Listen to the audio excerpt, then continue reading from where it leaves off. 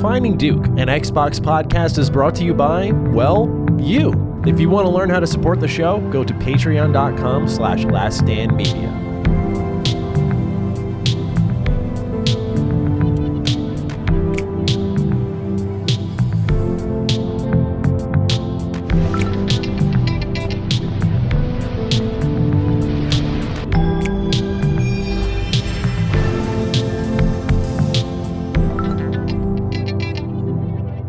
Salutations, everybody. It is Matty here today, and welcome to episode 267 of Defining Duke, an Xbox podcast.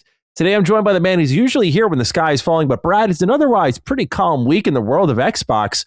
How are you doing, sir? I'm doing good. Yeah, I do not come to bring death to the brand this time. All is safe here. Fear not. Mm-hmm. Who knows? Maybe something will break during the show.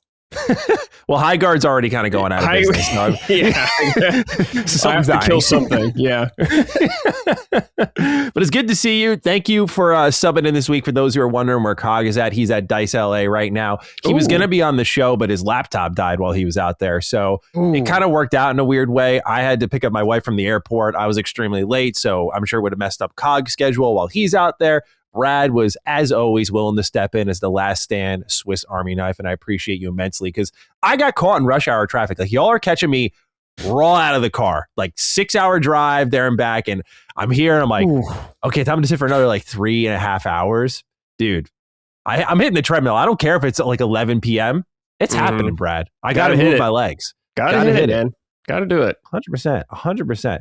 But we have a lot of write-ins this week. I appreciate everyone following up this week. In fact, we have write-ins about write-ins, which we'll also talk about. Before we get into any of that, you can sign up on patreon.com/laststandmedia. Over there, you can write in to all of our shows, including the lovely Summon Sign, which myself and Lockmort were just on this past week. We talked about everything from Horizon Hunters Gathering all the way to Resident Evil. Yeah. Nice smorgasbord. And you can also check out Sacred. You can check out Punching Up. Check out Duke if you want. You're here already, so maybe check out some more. Write in, be involved. We appreciate you either way. And sometimes y'all like to give us health updates. This one I wanted to include. I try to be a little more, because some of y'all complain about health as wealth, and I'm a little stubborn when it comes to this. But I like this one a lot because I'm glad it actually really helped someone here, because I can personally relate to this. This comes from the Lazy Indian Gamer, who writes, "Hello, Sacred Dukes, long-time listener, first-time writing in. I subscribe to this tier specifically to share this personal story regarding a medical condition that Matty helped fix for my partner. I've been listening to Sacred Sibyls for a long time and occasionally listen to Defining Duke once in a while. It was on one such random occasion that I heard Matty describe his condition on flights, where he would get horrible migraines and how that correlated to his magnesium supplements he was on. You see, my partner has been suffering with the exact same issue for 4 years now. We've been to so many doctors and no one could figure out what was wrong with her. Every single ophthalmologist diagnosed it differently, and we've tried different possible medicines, eye drops, you name it, with no improvement. And she would get these terrible migraines based on certain specific triggers. It really affected our lives. So after hearing that episode, we went back to the doc and said, hey, I heard a lack of magnesium can cause this issue. And she was like, well, why not try a supplement? You never know. And put her on a supplement, and bam, 2 weeks later, those terrible migraines were magically gone. Both of us are shocked in a good way. You have no idea how much this helped us. I never imagined a gaming podcast would cure one of the most frustrating medical conditions in my partner's life. So I just want to say from the bottom of our hearts, thank you so much. Keep doing God's work. And I love all the medical stuff you guys share so personally. Thank you again. So I'm glad to see this helped out, dude. I dealt with this for a few years myself, and it was fucking terrible. So I'm sorry that your girl had to deal with that, but I'm glad that overall everything has solved itself here. So happy well wishes to you. Thank you for occasionally listening to our show. And it seems that fate was playing a part in the fact that I would play doctor in your life for just a moment there. Yeah. Supplements, man. You got to be on that. I take magnesium every day. Bro, definitely. You'll never find a bigger supplement guy than me. Gotta have those supplements, especially as you get older too. Gotta get on that, guys. It helps a lot. Magnesium and turmeric. Like I live and die by those.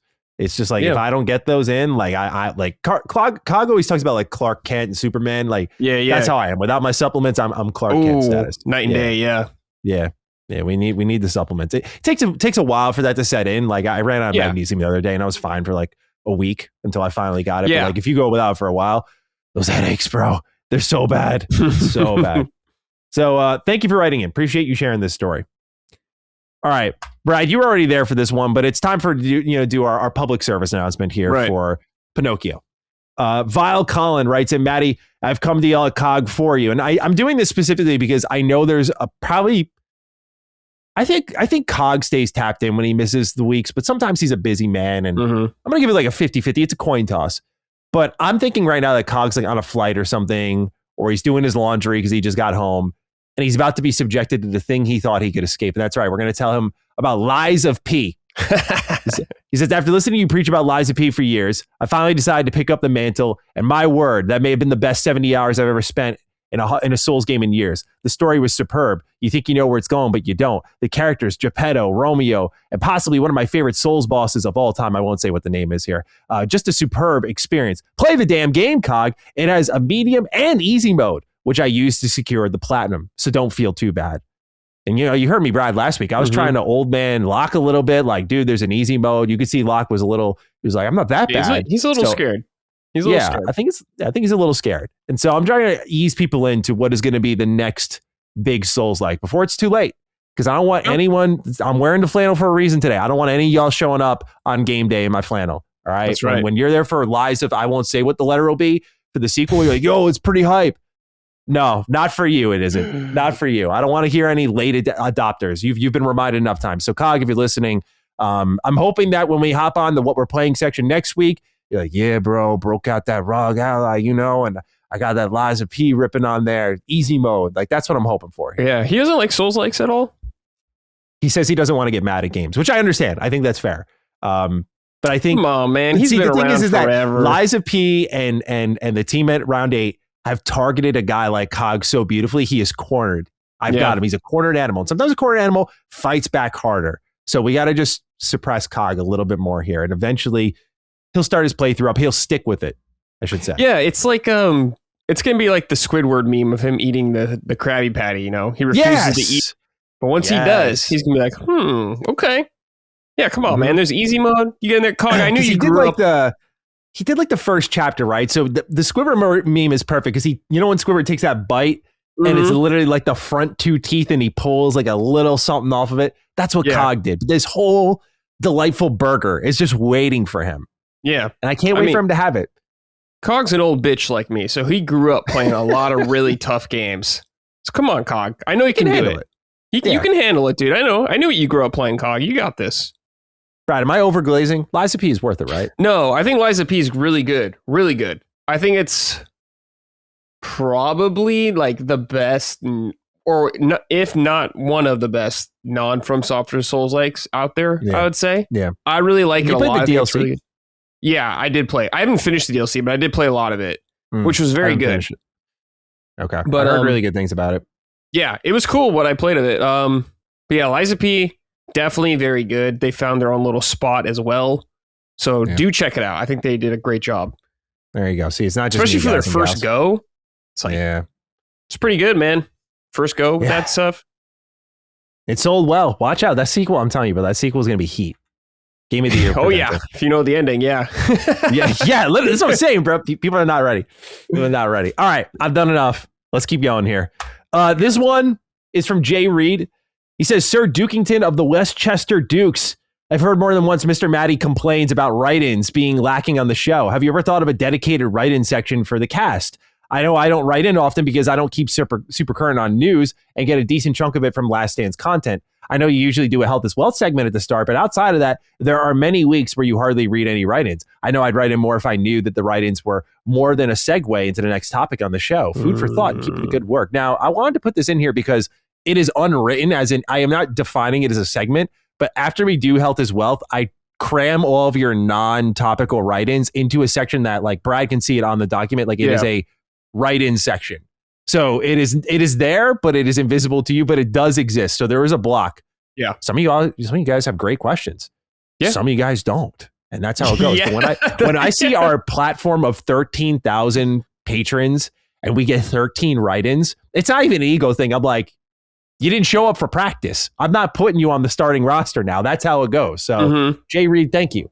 Thank you for allowing me the opportunity to alert the Last Stand listeners to our invisible write-in section. We do have one, and we have plenty of questions here to answer. And shout out to everyone who showed up.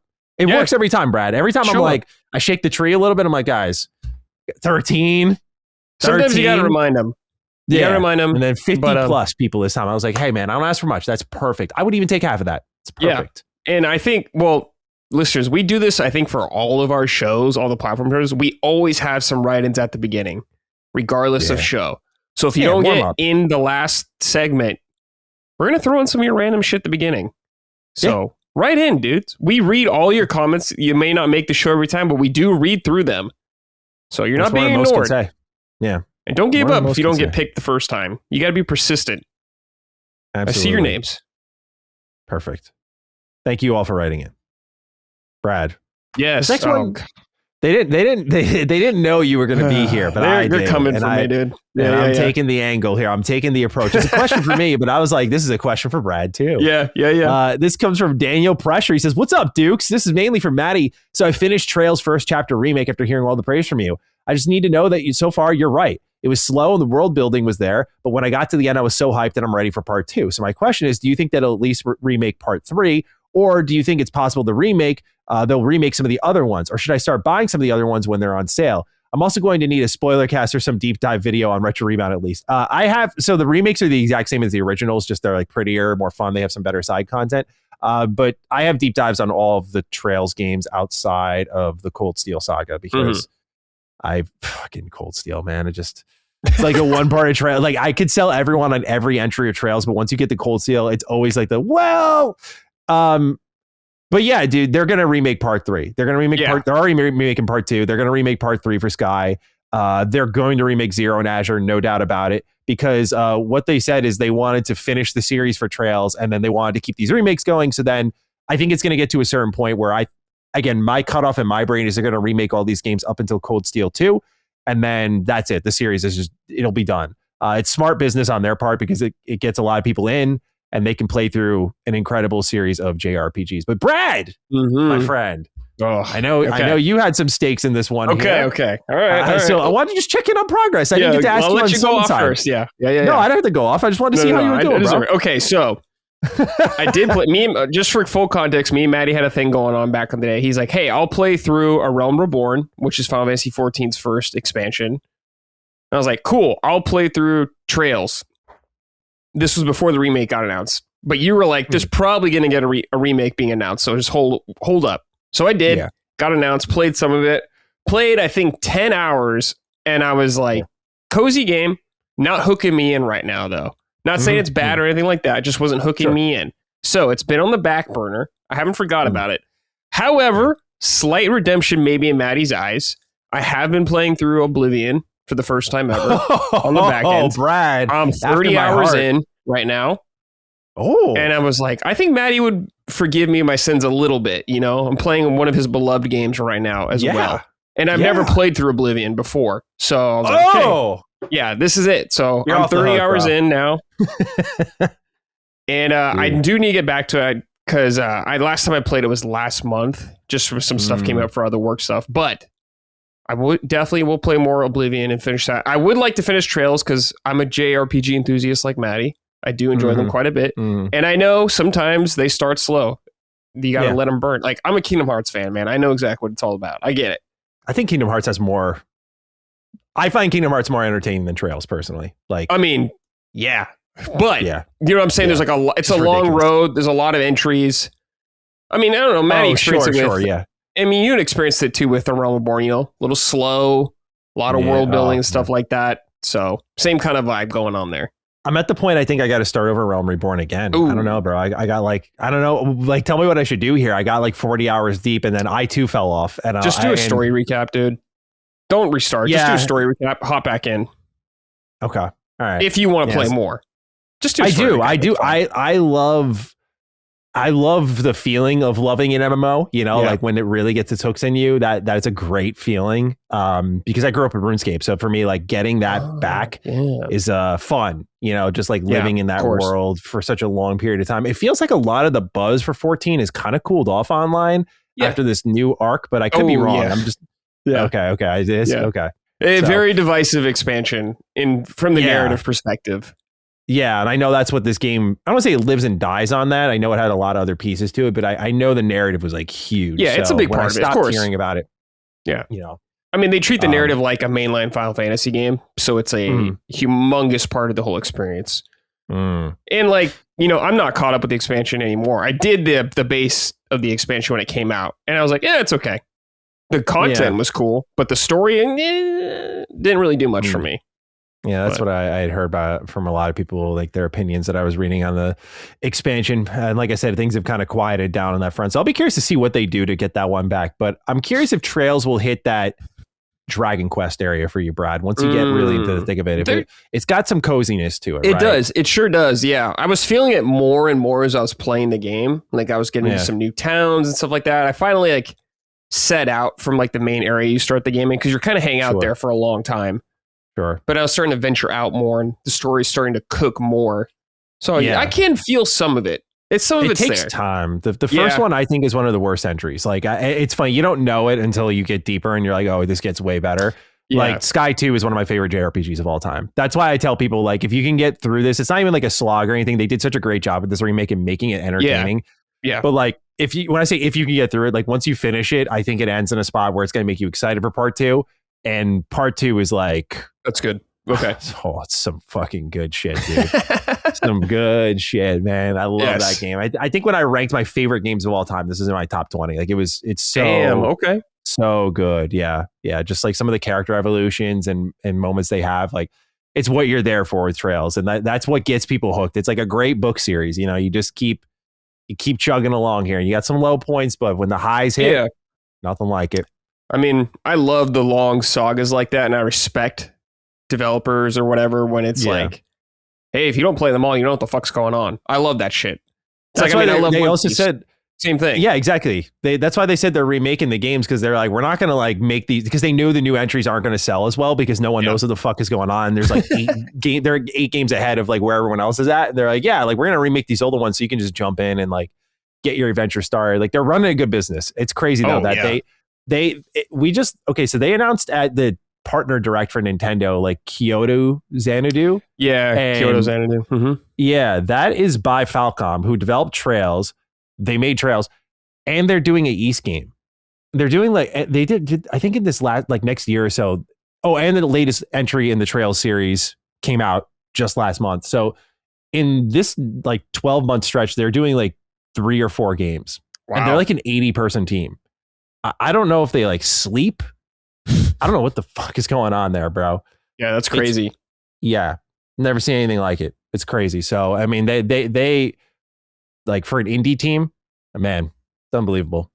Defining Duke, an Xbox podcast, is brought to you by Shopify. Ladies and gentlemen, you got to make that leap of faith. All right. And you know what leap of faith I'm talking about. It's the really difficult one with that big idea you have, but you're just not pushing yourself over the line. It's one of the toughest decisions you have to make, but when you do, it is one of the best feelings ever because you have companies like Shopify at your back that'll help you with their expertise, tools, and platform. Shopify is the commerce platform behind millions of businesses around the world and 10% of all e-commerce in the United States, from household names like Gymshark and Magic Spoon to brands just getting started. And you can get started with your own design studio. There's hundreds of ready-to-use templates that Shopify will help you use to build your beautiful online store. And this will match your brand style. This type of stuff is so important because it just gets you going in the right direction. And this can also allow you to get the word out a little bit more because they have easy to create email and social media campaigns so you can meet your customers wherever they're scrolling or strolling. And best yet, Shopify is your commerce expert with world-class expertise in everything from managing inventory to international shipping to processing returns and beyond. So they handle all the busy work, and all you have to do is worry about being creative and supporting your part of the business. So it's time to turn those what ifs into with Shopify today. Sign up for your $1 per month trial today at shopify.com/Duke. Go to shopify.com/Duke. That's shopify.com/Duke. All right, Brad. Well, I talked about kind of like, it reminds me a little of a book that Trail series does. Mm-hmm. I've incidentally started a reading club here at Last Stand Media. Yeah. So I've been talking a lot about these Witcher books I've been reading. I'm almost done with Blood of Elves, 3rd book in the series. And just, Brad, this book series is so good. It's taken away some of that gaming time, right? Where it's just like, I've never been like that. I'm always like, put the fucking controller in my hands and shut up, dog. Like, but this book series is so damn good that I've been like, you know what? I'll go to bed a little early tonight. Just get some reading in. Ooh, okay. Now, one series that didn't quite do this for me is one that we have the write-in about. It's from David Rector. He says, hello, Dukes. The book talk sparked a memory. I want to say it was this time last year, Matty started the Stormlight Archive. Did you ever read more after the first book? The second book is one of my favorite books ever. Are there any good Fallout books you'd recommend? Have my team trade away their 2026 first round pick for an idiot kind of day. David, thank you for writing in. So the Stormlight Archive, I do love Way of Kings. Great book. Here's the mistake I made and why I think I'm enjoying The Witcher. My friends and I made a book club at one point, and they wanted to like power through this series. They like mathed it out and they were like, okay, we're going to do like this many pages per day. We're going to report in every week. And I was like, all right, cool. Let's do this. And it just was awful. So after reading the first book, I was like, this is like ruining it for me. So I'm not going to read the second one yet. So I took a break. I got into Red Rising. I read the first one and I read Golden Sun, which was incredible. I started Morningstar, and my hot take, I have to reread Morningstar from the beginning for those who are listening, because I know what I'm about to say is slanderous, but I don't like how they reset some parts of Darrow's character. And so I get it's kind of intentional because of like what happens to him, but I just hate the kind of defeatist attitude. I feel like it's very forced. So I got to reread Morningstar because like I loved Golden Sun. But like anyway, that journey stopped there because I was like, I'm not feeling this either right now. But then I went to The Witcher and just, it's been lights out for me, baby. This shit is so good. So thank you for checking in, David, on my other book progress. Now that I'm like conquering some demons here and like I'm turning reading into a real habit, anything's possible. I might go back to the Sanderson Stormlight Archives here. I think I might go back to Red Rising, honestly. I think I'll be in the mood after all this fantasy for something a little sci-fi. But Brad, yeah, just want to check in with you. Any books, any recommendations, any reading you've been doing? I'm not a big reader. I do like reading. I just don't do it a lot. But I bought recently another Bryan Sanderson book, Mistborn. I've been meaning to read forever. So I was like, okay, let's just finally buy it kind of thing going on here. So I did buy it. I will probably start reading it.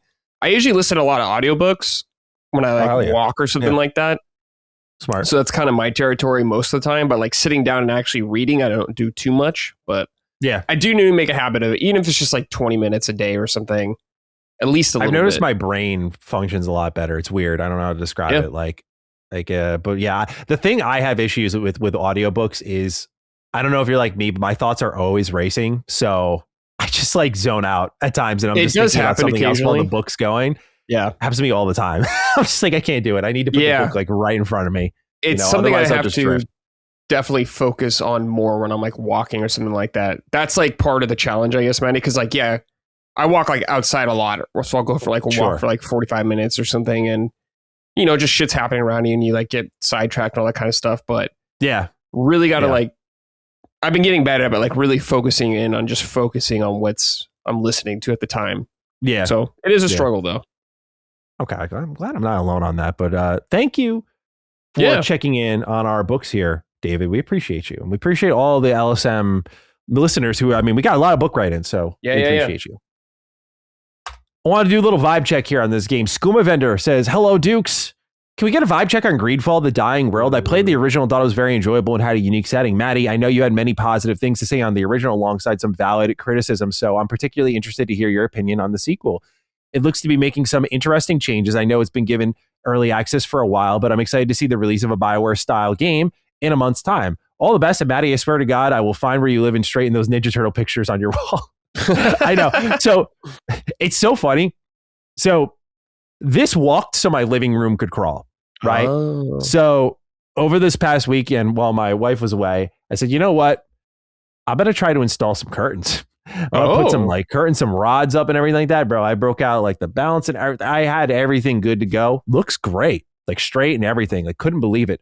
I did a great job there, but that's because I fucked up horribly on my own walls here for the background of my video. So I'm going to eventually fix this. Don't worry.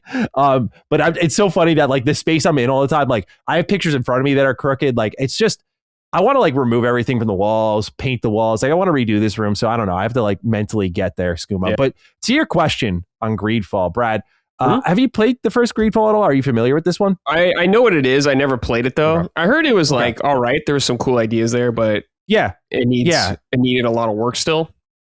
Yeah, like I think it's for a particular breed of gamer. Like I grew up loving those old BioWare games, like many people did. You know, that kind of KOTOR to Mass Effect 2 stretch. You know, just all of the jankiness, but all the goodness that's within that.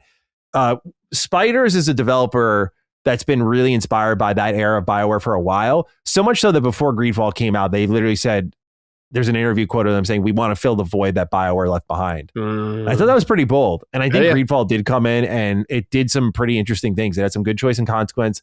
Combat was a little repetitive, but the action felt good enough. It was definitely like Spiders was always making games like I think it was called the Technomancer. They make these really exciting, interesting worlds, but then they just don't deliver. Like it's always failure of execution. I felt Greedfall was the first game they made where I went, okay, I think they did it here. They went on to make like, I think it was called like Steel Rising or something like that. Oh, dude, yeah, I know. That's like the French looking Souls-like, yeah, that French one. So they made one, yeah, they made that. That again, artistically very interesting, but from what I read of the reviews, it was kind of like it was all right, you know. Yeah. So again, I think Greedfall stands as their best game. What's so interesting here is you obviously know how Dragon Age starts off with Origins, right? It's this more turn-based with pause. And people don't like how that game went into action. Greedfall started as action. Meanwhile, Greedfall 2, The Dying World, goes to Origins-style combat. And now their fan base is pissed at Spiders for going from action to this. And I find it hilarious because as a Dragon Age fan from at least the original with Origins, not really everything after is a little mixed for me. I'm like looking at this going, oh, hell yeah, they're actually doing the combat system. Based on what I've seen with like their early access reviews, it looks like every update has improved the game dramatically. I was a little surprised when they moved this thing up and said like, we're ready to go in March. I have to say, like, I'm just going straight up off my gut, Skooma, that the mixed reviews on Steam do have me a little bit uneasy that this thing might be getting forced out because I don't think it has much budget left and they just need to put it out finally. I think the early access did all it could. The game hasn't generated as much buzz as the first one. So it's one I want to check out, but there's also a lot of games I want to check out in March. The Monster Hunter Stories 3 looks incredible. That looks good. Yeah, Crimson Desert is that month. Fatal Frame Remake is in there. I thought that looked really good. Like there's a lot of good shit coming out in March. And then there's Greedfall too. And I'm forgetting one of them right now. But Pokemon Pocopia looks kind of nice. That's also, I'm gonna play that. Yeah, right. So there's a lot of great games. So Greedfall, I think, is destined to get buried, but I do want to at least give it a look as like a huge RPG fan because I know if it's good, I mean, that AA RPG jank, there is like, I will coast right into that and forget everything else. So I'm just curious, Brad, if this is one that you had your eyes on at all. Maybe not to play, but did you have any interest in the Greedfall sequel? I have some interest in it, you know, like how you were describing the game, you know. I'm totally fine. We used to call this back in the day swimming in sevens. Even though it might not quite be a 7, something like that. But, you know, playing something that's not, you know, top of the line. But it's sometimes, you know, a lot of those games have interesting ideas that I like to see, even if they don't connect all the way. You know, it reminds me of like Suda games or something like that. Pretty rough around the edges a lot of times. But there's some really cool ideas in there where I'm like, damn. It's like, did you ever play Shadows of the Damned? No. Anything Suda, I'm like, that's why I kind of felt like a fraud if I played Romeo's a Dead Man. Because like, I just don't have any experience with Suda. Like Killer 7 never played. Oh, dude, just hop in. You don't have to worry about that old shit. No More Heroes I never played. Like I want to see what this guy's all about because apparently he's got like crazy shit. And Romeo's a Dead Man looked awesome. Yeah, it does. And it's like not everything I've played with him hits for me. Suda's very mixed or like hit or miss for me. But yeah, I think, dude, just hop in, man, with Romeo. Don't worry about it. I'm trying to ignore the impulsivity because there's some games that have been put on my radar in this like last week or so. It's so tough. I know because I'm playing all these like Resident Evil games as we'll talk about again, but like I was streaming the other day and someone wrote into me and they were like, hey Matty, have you heard of this game? Crystal, I might be mispronouncing it, but it's Theater of Idols.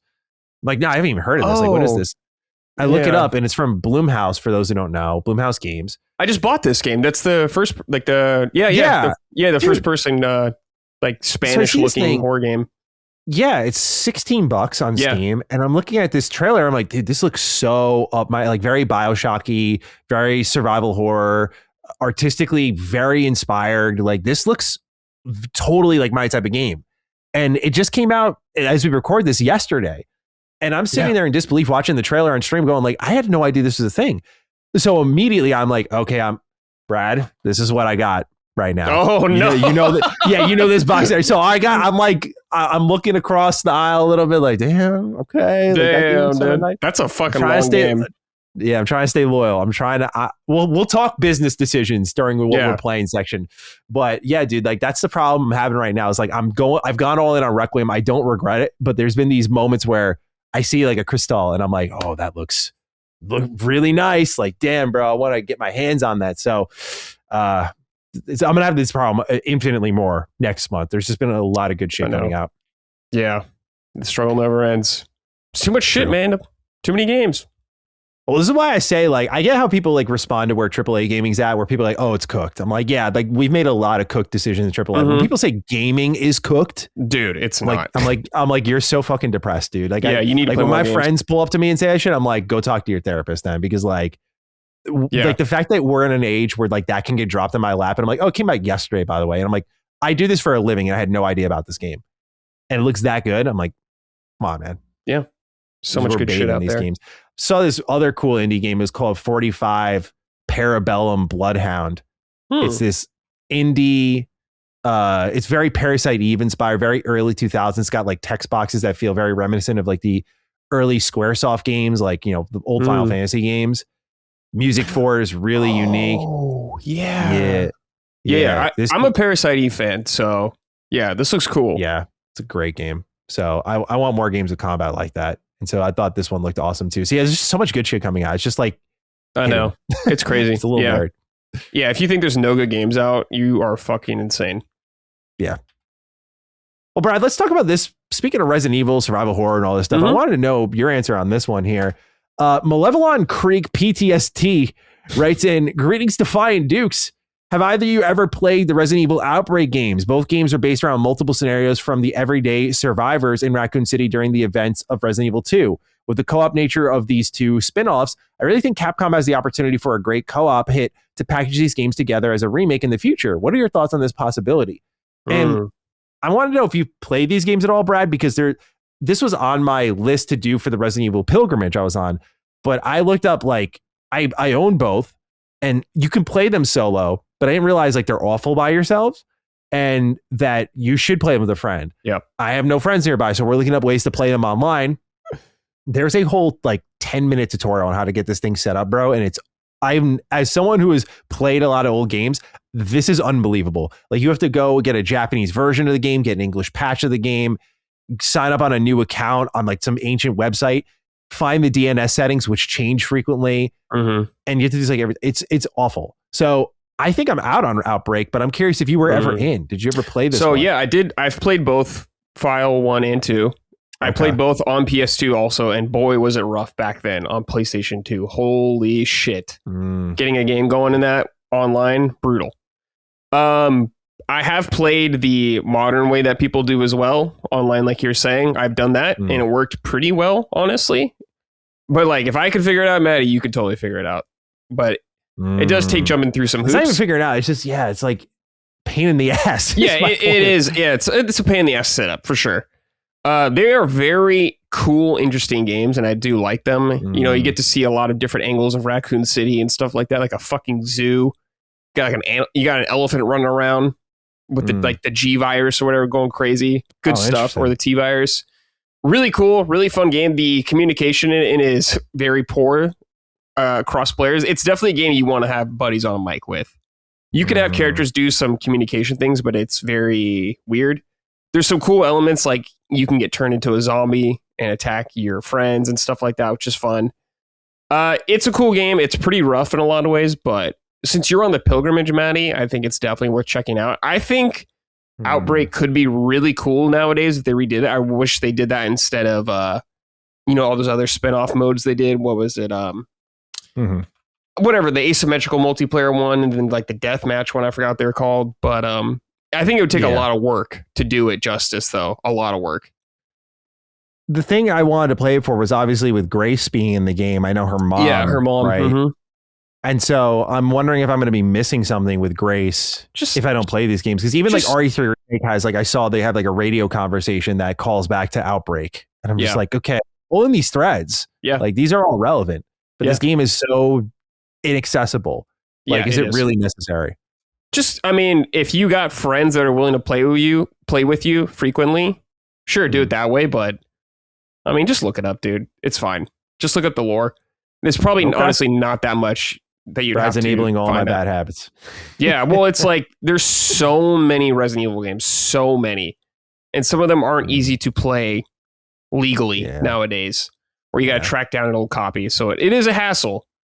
But my collection is so full of Resident Evil games. It's disgusting, bro. There's so many games in this series, so many spinoffs. Like, I'm doing the main line. It's so funny because I'm like, not even into the territory of you know, the spinoffs like the Code Veronicas, the Revelations 1 and 2. Mm-hmm. You know, we talked just on Someone's Sign how like I still have to do like one remake. You know, like there's so much still left to go through here.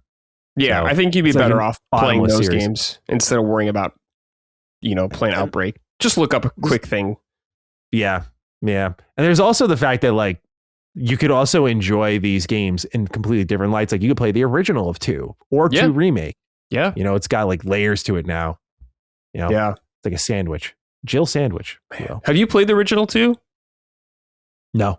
Oh, man. Okay. Well, so the thing that I don't have an excuse anymore because I avoided the original Resident Evil games for so long because I thought the tank controls would put me off, but I'm a Silent Hill tank control defender. I love Silent Hill. I love the struggle of Silent Hill.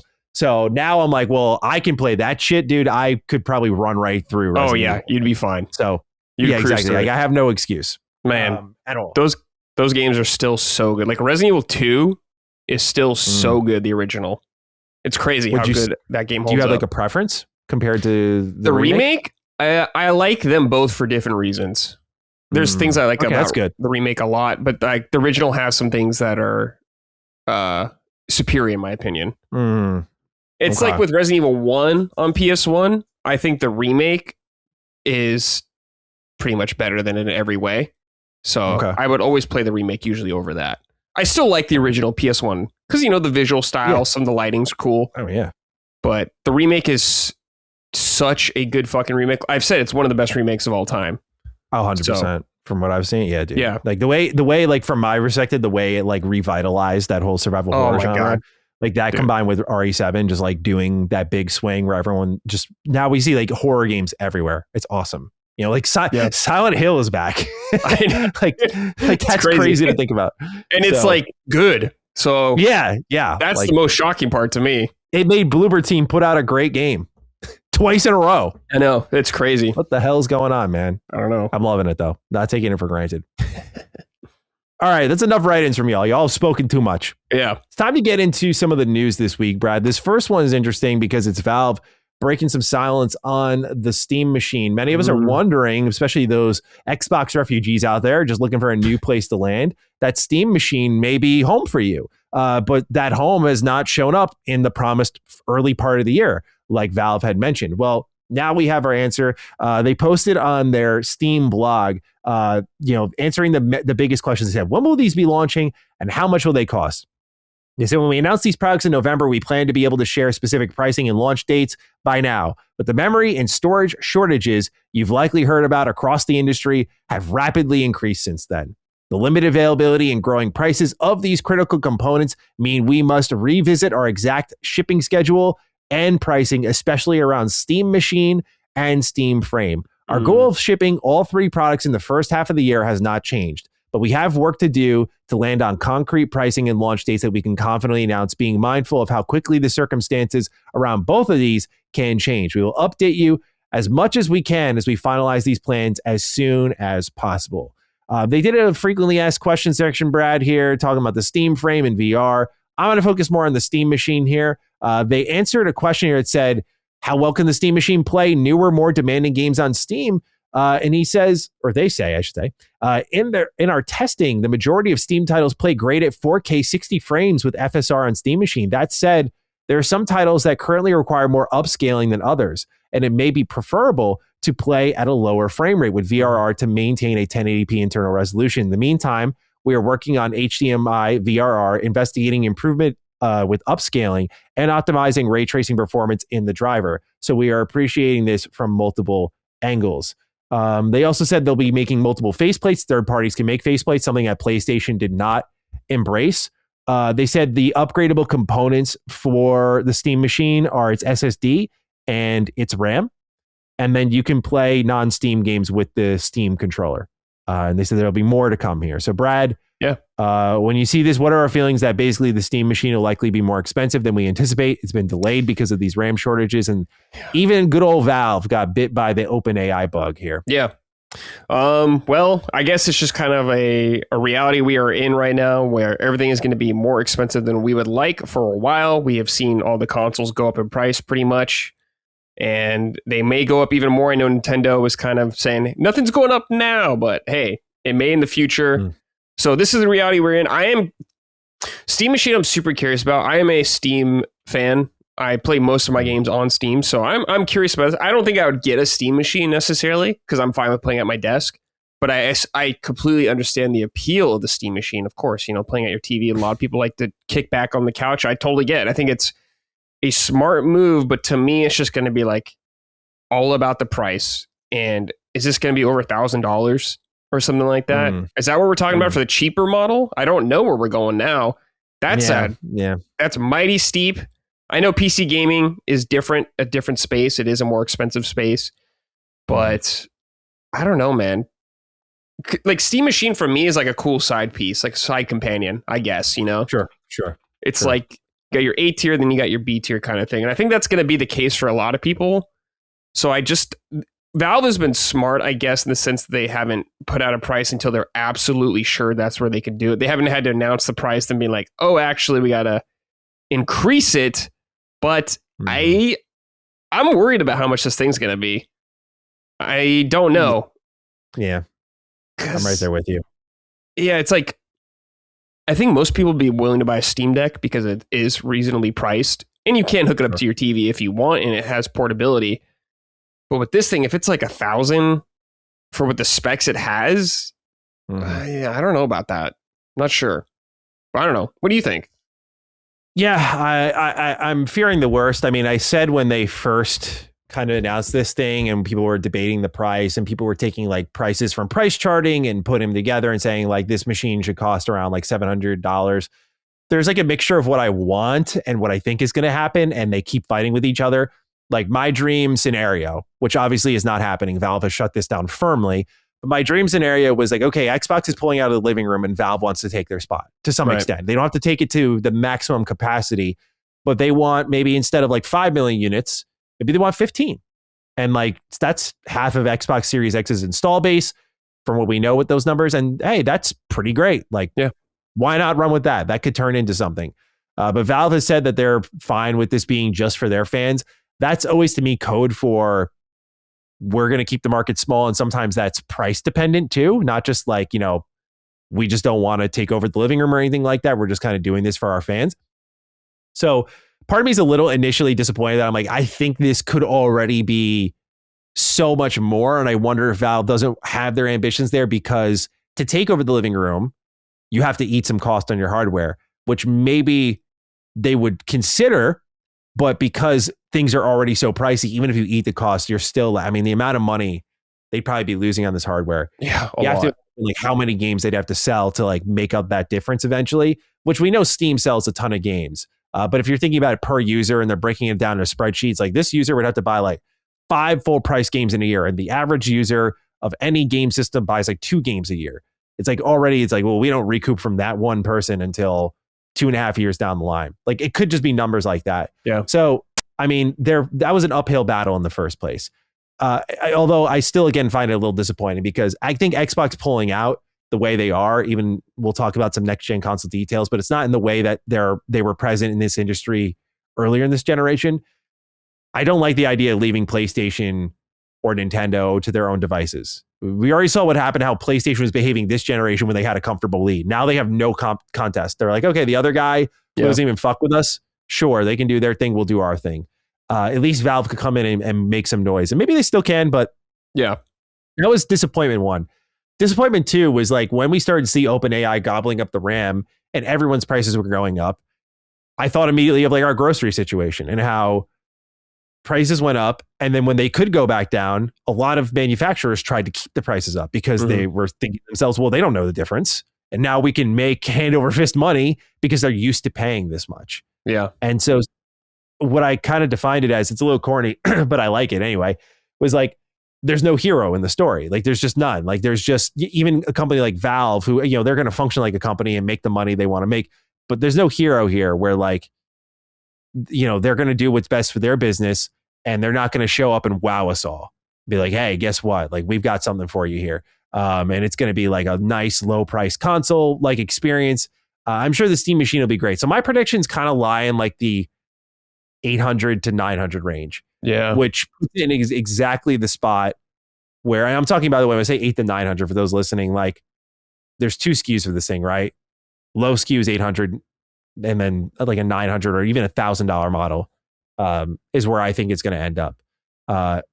And I think that's going to be one of those like deflating kind of, well, like for me, it's like, I'm going to probably get it anyway for my job, but this could be so much more. Like the Steam Machine or Steam Deck didn't sell as much as I think we all dreamt it to, but it did make that sort of movement in the industry in a positive way for the conversation. And it obviously defined some SKUs that developers would make their games for, which would affect other handhelds and other consoles like the Series S. So it had this branching benefit for developers. And so I think Steam Machine can still have that effect. But, you know, as we've seen with like these surveys they've put out here for developers at GDC, it's like, well, when your adoption rate is low, developers don't consider making for your system as much. 20% of developers that were surveyed wanted to make Xbox games. And you have a lot of Xboxes out there. So if this thing undersells, like Steam Deck was already low on that list. So if this thing doesn't sell well, that's going to be a bummer. So I think just from when we first saw this, what it could have been versus what we're kind of getting now, I'm just a little bit like, a little bit preemptively bummed because I don't think it's going to be the movement in the industry I expect. As for the device, though, I am still excited about that PC experience in the living room. Yeah. And I have a lot of use cases for that one. So I'm still interested, but I am not holding my breath on this price. I don't think it's good. No one has surprised us in a good way in this environment because I don't think even in our wildest dreams they can. Yeah. It's disappointing to me, Matty. I guess like you brought up a good point. I was hoping it would kind of be more of a splash to give PlayStation more competition and Nintendo kind of being like the new big third player to come in. Like when Xbox first came in during the PS2 generation, all that kind of stuff. Because of course Steam has a very loyal audience and a big install base, but yeah, the Steam Machine is kind of like an attempt, in my opinion, to get a more casual audience and people that don't want to mess with a lot of the PC gaming stuff. Yeah. But if it comes out now at like $800, I'm looking at a PlayStation 5 right now. You can get it for $400. So I don't know how much you're going to get of that casual audience kind of buying into your ecosystem, as great as it may be. Because it's like, that's like their console attempt or thing, but it's like, I don't know, if you can get a PlayStation 5 for half the price right now, most more casual audiences might go for that instead. So I don't know. Exactly. I just wanted to like you're saying, I don't want PlayStation and Nintendo to just be like too comfortable with their slot in the industry. I want them to feel the pressure constantly. Now, so Steam would do that. Maybe they will. I don't know. I'm not counting on it right now. But we'll see, I guess. We just got to wait patiently, Brad, for the iBox. That's for Apple to come in the living room. The iBox, yeah, dude. Yeah. Oh, man. It'll be like $3,000. Yeah, they're going to buy out Xbox. They're going to sell us some fucking dinky little box with no disk drive. It's going to be the size of your fist. I'm thinking of like the Apple TV, basically. Yeah, right? That would be crazy. And they're going to be like, it comes built in with the Apple Arcade. Yeah, no controller. You use a remote. It's like, all right. Yeah, you can use your phone as the controller. I can hear it now. Oh my God. Right? That would be... I love the Apple ecosystem, bro. I'm totally in. But like, you know, that iBox, I fear the day. I think I think if anyone's going to go for it, it will be them, you know? Yeah. I don't think Google's ever going to do it. They already kind of had their whole Stadia. They got scared off, yeah. Up in flames moment, yeah. But but I think Apple will do it because Apple's got the tech, and I don't think it'll be priced in a great way, but it certainly would be interesting. Yeah, and it's like, I don't know. In order for that to succeed, they'd have to make big moves with games, lock them down kind of thing. Not just ports. Yeah, I mean, they had there's two games that come to mind only for the Apple Arcade. There was Neo Fantasia, right? Yeah. That was a good one. That was originally Apple Arcade. And then there was a Sonic game that apparently is like, I don't know if it's open world or semi-open world, but apparently that's really good. And that was there. That's about all I got, man. Yeah, that's like, I don't know. We're in a day and age where the next Playground sold well. This fucking glorified iToy from PlayStation 2's era, man. You remember that shit? Like the iToy? Yeah, of course. Yeah. Great thing. I remember using it as a kid, but like iJudgment, that shit's back. It's like anything's possible. So yeah, that's like Apple. Priced probably equivalent for what it is though. Because whatever if Apple put one out, it would be very expensive probably for what it is. I would argue that from what I used at my brother-in-law's house, all of like 30 minutes, I would argue the next Playground is a little overpriced because you get this little box and on it is like the shittiest games imaginable, like Fruit Ninja is like their leading app. And you have to pay a subscription to get into all of these games. It's fucking crazy. So it's fucking crazy. It's like 30 something bucks a month or something like that. So they just like, they get you, bro.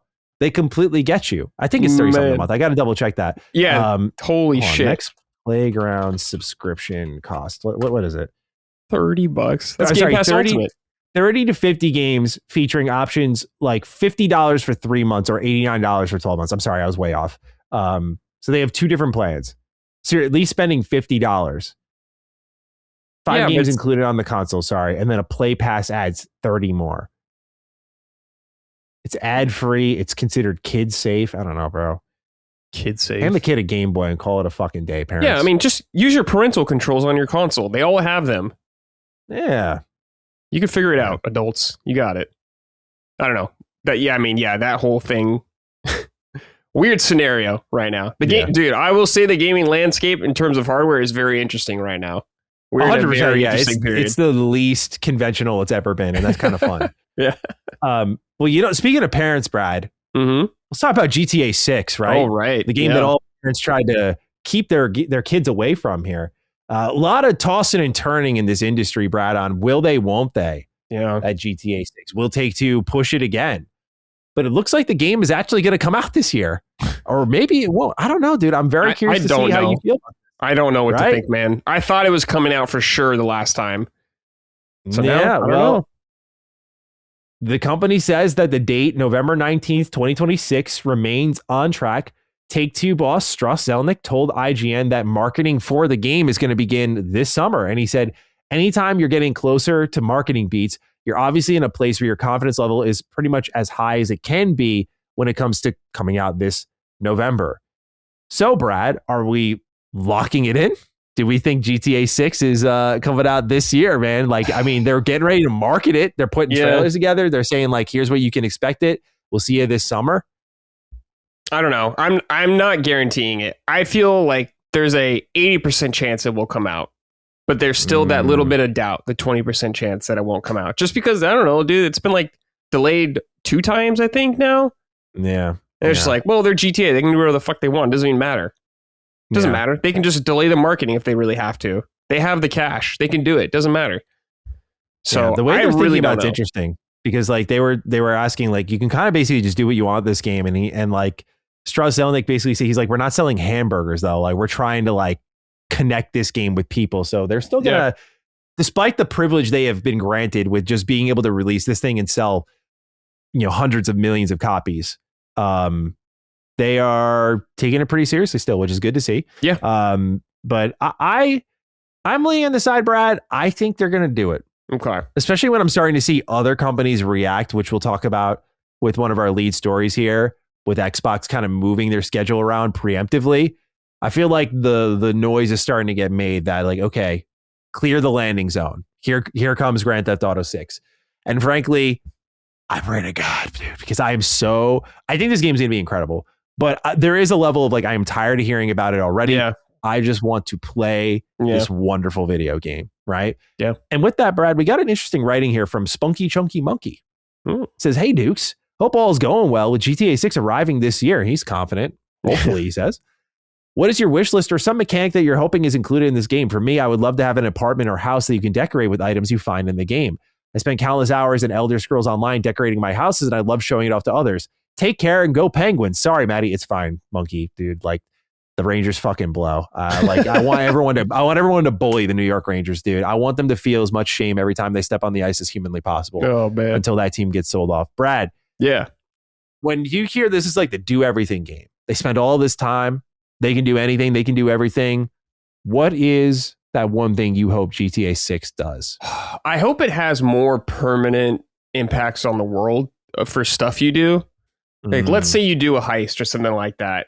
You get a couple options of how you want to handle something. It's like, okay, well, for the heist, we can do plan A, plan B, plan C. And depending on what plan you pick, it affects the heist. And like, let's say one of the plans results in the place blowing up or some shit like that. And for the rest of the game, it's just rubble or something like that. Kind of like how we saw in Fable, you know, the giant, you can either let him live or kill him and his body just kind of rots there and affects like rent or something like that. I want more permanent stuff like that inside the world. More of my effects affecting Miami or whatever, Vice City going on in there. Also some more like narrative choices. There's a couple they did with 5, you know, where you can make narrative choices that have consequences. I would love to see them double down more on that kind of stuff. I agree. I want them to push like their storytelling, I guess, more in that direction. I agree. I think for me, this is more like a returning mechanic, but even though it was a very basic third-person shooter, Red Dead Redemption 2 had the most satisfying shooting I can think of. Dude. Shooting a guy did feel good, yeah. Oh my God, dude.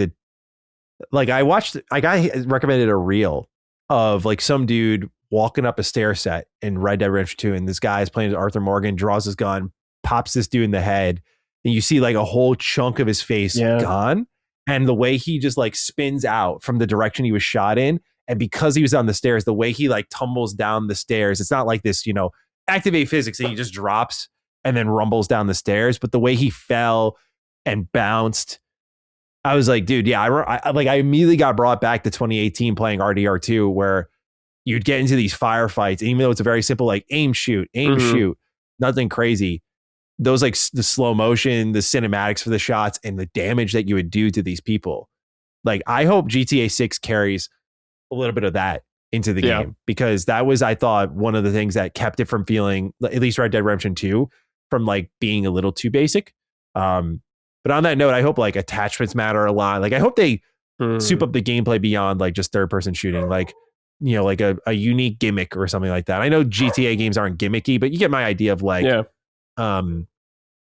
play styles, more like stealth. That's giving stuff, you more options like that, how to tackle a situation. I think that'd be cool. I think that'd be cool. I really like that. It's been a while since I've played Red Dead Redemption 2, but I remember the controls were took a while to get used to. I'd say they were kind of complex. I remember a lot of people unintentionally doing things in the game that they didn't mean to, like shooting someone on accident. So I wonder how they're going to kind of address that stuff.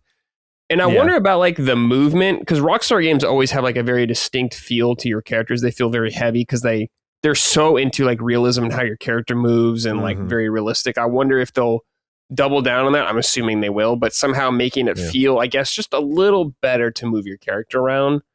Yeah. And I assume they will, but I hope they do it. Well, on that note, the other thing I love to do in GTA or any Rockstar game, I don't know if it's just like, maybe I'm just doing something, because it's something I'll never do in real life, bro. And I think maybe because the way the game commits to realism, I love bumping shoulders with people and like squaring up in this game. I'm not a fighter in real life, but in these games, bro, I love like bumping into people enough. They're like, yo, you do that shit one more time. And I like bump them again and they get pissed and they're like, all right, that's it. Like, let's go. And then, you know, in Red Dead Redemption 2, there, you know, the sheriff pulls up. He's like, hey, come here. Like, you know, we're gonna ask you to leave now, right? I hope that like GTA 6 has like a really interesting hand-to-hand combat system, because I remember they did like an arcadey version of that with Bully. Remember Bully had like a whole combo system and everything. I don't think I'm expecting that, but I love games with great fist fighting. Like Indiana Jones had unnecessary. I mean, it actually makes sense with the movies, but it felt so hilariously good just how great that fist fighting system was and how punchy it was. It did feel good. And I hope for a game, like, I just love fighting in these games and just roughing people up. If they had like a little fight club, an underground fight club, and the fist fighting in the game was good, I think that would be awesome. So I hope they got something like that too. That would be another one for me. Oh, one more thing is I hope you can go into more interiors for buildings and stuff like that. For like vast majority of buildings you can just go into, even if it's not like, there's not a reward in there or something like that. There's not a hidden package in there. Just being able to walk into a space would help sell like the ambition of this open world. Saints Row did that, the first one. Remember Saints Row? You could like go in, you could like hold people up at gunpoint, steal from their safe in the back of their store and stuff. Like, I love that shit. But it's like, I love more of that. I want to see Rockstar's version of that now, like even more elevated now. How crazy they could make that. Yeah, hell yeah. Let's hope it delivers, Brad. Yeah, let's hope. This next one I picked for you because I'm curious what you thought of this one here. Because I know you're a Blizzard guy, at least or at least you were. No, I still like Blizzard, but I have problems with Blizzard, but I still enjoy the company. Okay, so you're like me with Bethesda. It's like, rocky roads right now with the relationship. Same thing. Blizzard is adding DLC to Diablo 2 25 years after the game came out. I know they did like their kind of remaster with Resurrected, but the game's been put on Steam, and it seems like Blizzard's making some really good calls. Like Overwatch seems to be back in full swing right now, like max player count it's ever seen on Steam, and the 5 new heroes and whatnot. But now we're getting a $25 Reign of the Warlock DLC for Diablo 2 Resurrected. And I'm just curious if you had any thoughts on this one, because it seems like these announcements they're making are really making their fans happy. And I thought I just love this sort of stuff where this is like what makes gaming special, where you can go back to a game. I know technically, again, this got re-released more recently, but I love that we're getting to that point where we can reactivate these old games. Like, where I think of the people who played this game when they were younger and how they played the remaster, like, oh, that was good to relive that. And like now they get something added to that. I think that is really cool. And there's a lot of games that have the potential to, you're playing Oblivion Remaster, and we'll talk about that later. But like, I've always said that I think it would be so cool if, like, with the success it has there from sales, like, it would be amazing if they added a new expansion. Like, I think that would be so fun. So when you see this, what do you think? I don't know if you have any attachment to Diablo 2. I haven't, I saw the class a little bit, but I haven't like obviously played it or anything, but I think it's really cool. Like I know Diablo 2 has a humongous fan base, a very loyal fan base that love this game. I know like Lockmort loves Diablo 2 and all that kind of stuff. And they're still supporting the game with seasons and all that kind of stuff. So I think it's really awesome for them to add a new class to a game that when did Diablo come out? I can't even remember. Like 2000, early 2000s, the original one. But having a game that's that old, of course, had the remaster years ago, but getting new content, very unusual. I don't see Blizzard doing that very often. I mean, they kind of experiment with some of that in the World of Warcraft side, like Season of Discovery, kind of switching things up. But to add a brand new class to Diablo, I think that's really cool. Really cool addition there. What do you think of these recent moves they've been making? I don't know if this ties into what you're playing at all this week, so I don't know if you want me to jump ahead, but like, I'm just curious what you thought of that, because if they're catching my ear, then I feel like they're succeeding. Because I usually don't care about them. In terms of the Overwatch front, I think very good, very positive right now. I mean, I've been playing Overwatch on and off since I was like the closed beta pretty much with the game. And I think Overwatch 2 is in a really good state right now from what I've played of it compared to some other times. And it's resonating with the audience again, which is super important. Good. So I think on Overwatch, they're doing a lot of good moves. I mean, they've had a ton of bad PR for Overwatch. Especially when Overwatch 2 came out, that was a disaster for the company. Marvel Rivals did it. Marvel Rivals really fucked with it for a long time. But I mean, it's good because they're fighting back now. They have the pressure on them, so they're delivering on the Overwatch front so far. So I'm happy with that. I'm very curious about the WoW front because their next expansion, Midnight, comes out next month, which I will check out. I hope it's really good. They added player housing. That's like the big new feature. And people have been wanting that for like 20 something years. So it's good that's in there. I'm curious how that'll shake out. But so far, more good news for Blizzard than bad news, which is kind of rare. Especially like I remember Diablo 4 was going through it as well with a ton of people fucking hating that shit. Hearthstone, I honestly, I don't really know what's going on with Hearthstone, so I don't know. But there are rumors about StarCraft coming back in some form. There's like, of course, the rumors about a shooter, which I think is cool, but I think a proper StarCraft is needed. Blizzard needs a new RTS game. It's been way too long. Because they ain't doing Warcraft 4 as much as I would love that. They ain't doing it. It's World of Warcraft for 40 years. Reforged, you don't think it's going to be... I think that was it. I think that was it, sadly. I mean, my dream, Matty, was for them to do Warcraft 4. Then that leads into World of Warcraft 2. But that's never happening. Blizzard is never going to make WoW 2. As much as I was about to ask that next. I was like, do you think they'll ever do a WoW 2? But yeah, I agree. That's just sadly the fact that they did I think once you commit to a classic, right? I think again, I go back to RuneScape. That's the MMO I grew up on. So when I think about that, where they had the new RuneScape and people are like, oh, I don't like this visual style. I don't like this. I don't like that. And so they have now classic RuneScape and new RuneScape. And it's like, oh, they're just never going to make a second RuneScape. That's why I like what they did with Dragon Wilds. I forgot that game existed. Oh, but when RuneScape did that, remember that RuneScape did a little survival game? I have that. Yeah, I hope that's not the end. I hope that's not the end of them doing those things. I think WoW could do things like that. I would love for WoW to do something like that. That would be awesome. Yeah. I mean, they had that survival game. What was it? The Odyssey. That was the code name, or maybe that was the real name. Yeah. But that got canceled. Yeah, I would love for World of Warcraft to do a spinoff like that. Crafting thing. Yeah. Turn-based RPG or something like that. I don't know. Like a BioWare style RPG would be really cool. But that's why we'll talk about them a little bit later. But Riot, what they were doing with League of Legends, I thought was really exciting. I thought that was awesome. The turn-based stuff, the fighting game, when they were spinning all this stuff up, and the games are reviewing well, I was like, oh, this is awesome. Yeah. But they were clearly flush with cash. I remember they ran. This is the most random shit ever. But they were they asked, they messaged me. Which was already crazy. I don't cover any Riot things. And they're like, hey, we want to send you some swag for the launch of our new Riot Forge thing. I was like, yeah, okay, sure. I'm thinking they're gonna so I give them my address and everything. I'm like, here you go. Thanks guys for thinking of me. I really appreciate it. Looking forward to what games you bring out. Mm-hmm. So I get a box in the mail and I'm like, all right, cool. This is, I see Riot on there. I'm like, all right, yeah, let's see what this is. Bro, they sent me a fucking Switch. Damn, a Switch? I was like, because I was like, this isn't swag. Yeah. That's some insane swag, dude. Holy shit. Yeah. I felt very lucky. So I gave it away to a friend. But it was just because I already had one. But that's crazy. They had money, I guess. That's what I'm saying. They were betting big on that venture. In terms of Blizzard, Matty, we still have BlizzCon coming later in the year, which is of course, the big thing for a middle of the year or a earlier part of the year check-in. Mm-hmm. Pretty good for what I've seen of Blizzard so far. Good. I've been happy with that. So, but of course, we need to see. I've been burned many times by Blizzard, so we'll see. But I do love the company, and they do a lot of good shit. When they do it well, they do really well. So I'm in a good spot right now. Good. Love to hear it. It's not in a good spot, Brad. Mindseye still kicking around. It's not even really about the game, y'all. For those who don't know, this game is still getting updated, by the way, which I think is a little bit impressive just because I'm who bought this thing to even give them the funds to keep doing this? I know they laid off a bunch of people, but nonetheless, this report is fucking crazy. I'm just going to put it out there right away. I am not going to read it first and then give my thoughts in an intelligent manner. This is one of the fucking craziest things I've ever read in doing this job. So I wanted to preface all of that. Let's read, Brad. Yeah. This is from Game Developer. I'm going to read their whole article because, again, it's unbelievable.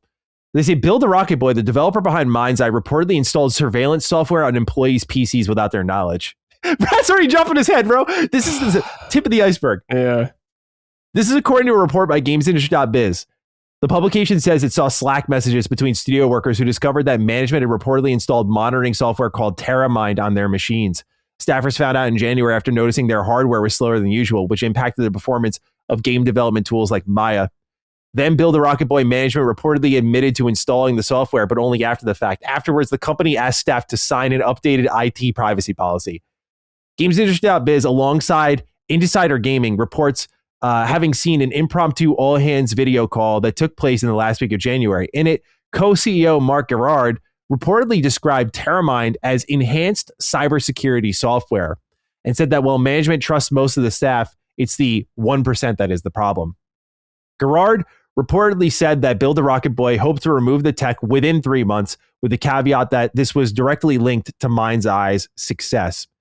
The latter refers to a claim that co-CEO Leslie Bensi said, where he was the former president of Rockstar North, saying that part of the critical reception of Mindseye was due to saboteurs within the company. Quote, I find it disgusting that anyone could sit amongst us, behave like this, and continue to work here, end quote. Benzies reportedly said this during an internal meeting seen by BBC Newsbeat. It's one of many claims and actions in a long saga, including layoffs as well as allegations of mandated crunch and mismanagement. In early October, a group of almost 100 former developers and current developers that build the Rocket Boy pushed an open letter to the company in which they claim mismanagement purportedly led to the disastrous handling of redundancies and an unbearable level of overtime. During the call reviewed by GamesIndustry.biz, Gerard reportedly claimed without providing evidence that a very big American company had spent over $1.1 million committing criminal activity against Build a Rocket Boy. According to the report, Gerard claimed the sum took the form of paying UK influencer agency Ritual Network, as well as 3 unnamed journalists and a few Build a Rocket Boy employees to damage the company. All of these partners, Gerard reportedly said, were set to receive in-person criminal complaints shortly. In a statement provided to GamesIndustry.biz, a Build a Rocket Boy spokesperson said the following, quote, "Sadly, we do have evidence that there has been a coordinated campaign to purposefully and maliciously damage Build a Rocket Boy's reputation and undermine confidence in Mindseye. We are working with our legal team and taking steps to address this," end quote. The latter follows a claim by Gerard on the Mindseye Discord server back in May 2025, in which he suggested the game's negative reception had been paid for in a concerted effort against the studio ahead of the game's release. In another statement said to GamesIndustry.biz, Ritual Network denied the accusations against it by Gerard, saying it is unaware of any legitimate legal action, that it has not been provided with any evidence supporting these claims. Currently, Benzies, who recently denied allegations of sexual assault after being named by an unidentified person in the recent Epstein files released by the Justice Department, he is currently on a well-earned temporary leave to recharge after more than a year of working around the clock, Gerard reportedly told employees. A spokesperson for the studio subsequently confirmed to GamesIndustry.biz that following the development of the recent update, Benzies is simply taking a short planned break following this intense period of work and remains as co-CEO. A mere week before the launch of Mindseye on June 10th, 2 executives at Build a Rocket Boy parted ways with the studio, announcing their leave on LinkedIn. Quote, "There are so many people who have made my time at Build a Rocket Boy memorable, and I fear forgetting essential names. Chief Legal Officer Riley Grabner wrote at the time, a heartfelt thank you will have to do," end quote. Brad, your thoughts? Okay, so let me get this straight. They're saying they were sabotaged, and that's why the game's bad, and that there was a like inauthentic hate campaign against the game. Yeah. What the fuck, and they're man? saying that based on what I'm reading here and how I'm interpreting it, they are saying that Mindseye was subject to a sabotage and that there were journalists involved that sabotaged them alongside Build a Rocket Boy employees and some influencer group from the UK that all targeted this game and got it to bomb. And I'm like, dude, your this game was got awful. Yeah, your game got itself to bomb. Yeah. What are you talking about? Everyone saw that game and was like, except Colin, who was kind of interested in it. But most of us were just kind of like, this looks like shit right away. We see this all the time with video games. This is not a unique thing to Mindseye. Yeah. And like internally sabotaging the game, like what? Why? Who would do this? Like, what is your theory behind this? Like, that is really interesting to me. I got to see where they go with this. My guess is what they're doing is probably trying to take legal action against what, like, if you want an example, like what Schreier does, right? Schreier like talks to these developers, they leak information and they put out the report, right? I'm guessing like that's what happened here. Yeah. Like there was a leak to a journalist, and so they're gonna go after the journalist too. I'm just like, good fucking luck, dude. Yeah. Like, I don't know what they're doing here, but the leak is like, this game sucks and our bosses are idiots. And it's like, okay, that's the sabotage. Yeah. Not you guys doing a shitty job developing the game. And Leslie Benzie, whatever, dude, is coping. Epstein files. He's coping hard right now, dude. Like, this guy is out of his mind. So yeah. I also just find the surveillance software without saying anything very sketchy. Crazy. Very sketchy. Crazy. Yeah, like, how do you like that? Sounds like legal. Guys. That sounds like legal action to me, or something like that. Yeah, I think this is going to turn into a way bigger mess. Like, I think by doing that and then they know they did something. They had to know they did something wrong because they immediately wanted people to sign new privacy policies. Yeah. And so already people have gone against this company, right? So I bet they're going to like go to their whole group and be like, we could take them to task right fucking now for spying on us like this. Like, that's crazy, dude. I don't know. Maybe that's more common. I've never heard of that, where spying on their own employees. Yeah, that is insane, dude. That, like, if employees are saying it's a toxic work environment and management is awful, that is a clear sign that what they're saying is dead true. Giveaway. Yeah, dead giveaway. Unbelievable. So I'm very interested to see this all develop. Dude, just take the L, man. Just move on. Yeah. It's over. Yeah. It's fucking over.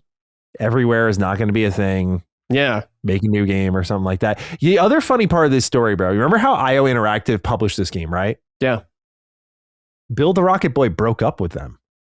There was a post from Insider Gaming that said that they're going to announce it soon, that Bill the Rocket Boy went to IO and said, we're done with this partnership. And I'm like, how dare you? You make this steaming pile of crap and you go to your publisher who stuck with you. Yeah, I don't know if they were a good publisher or not, to be honest with you, but they stuck with you even though you had the most colossal failure in their first publishing effort. And you're like, yeah, this ain't working. I'm like, are you sure? Yeah, the ego. Like, yeah, bro. It's crazy. What they're getting, they're just desserts. That's what's happening. Oh, yeah. Yeah. So anyway, crazy story. Wanted to share with the audience. This next one's a little fun. Obsidian. They were part of what's called the oral history of Fallout that Game Informer did. But there was a quote that was making some waves on Twitter. That was an interesting conversation. I more so want to put this here because I spoke about this for like 20 minutes on stream, but I want to get your thoughts on it, Brad, and what you recalled. Because Josh Sawyer said the following. New Vegas was not particularly well received when it was launched. It was quite buggy, and both players and critics commented on how much we had reused from Fallout 3.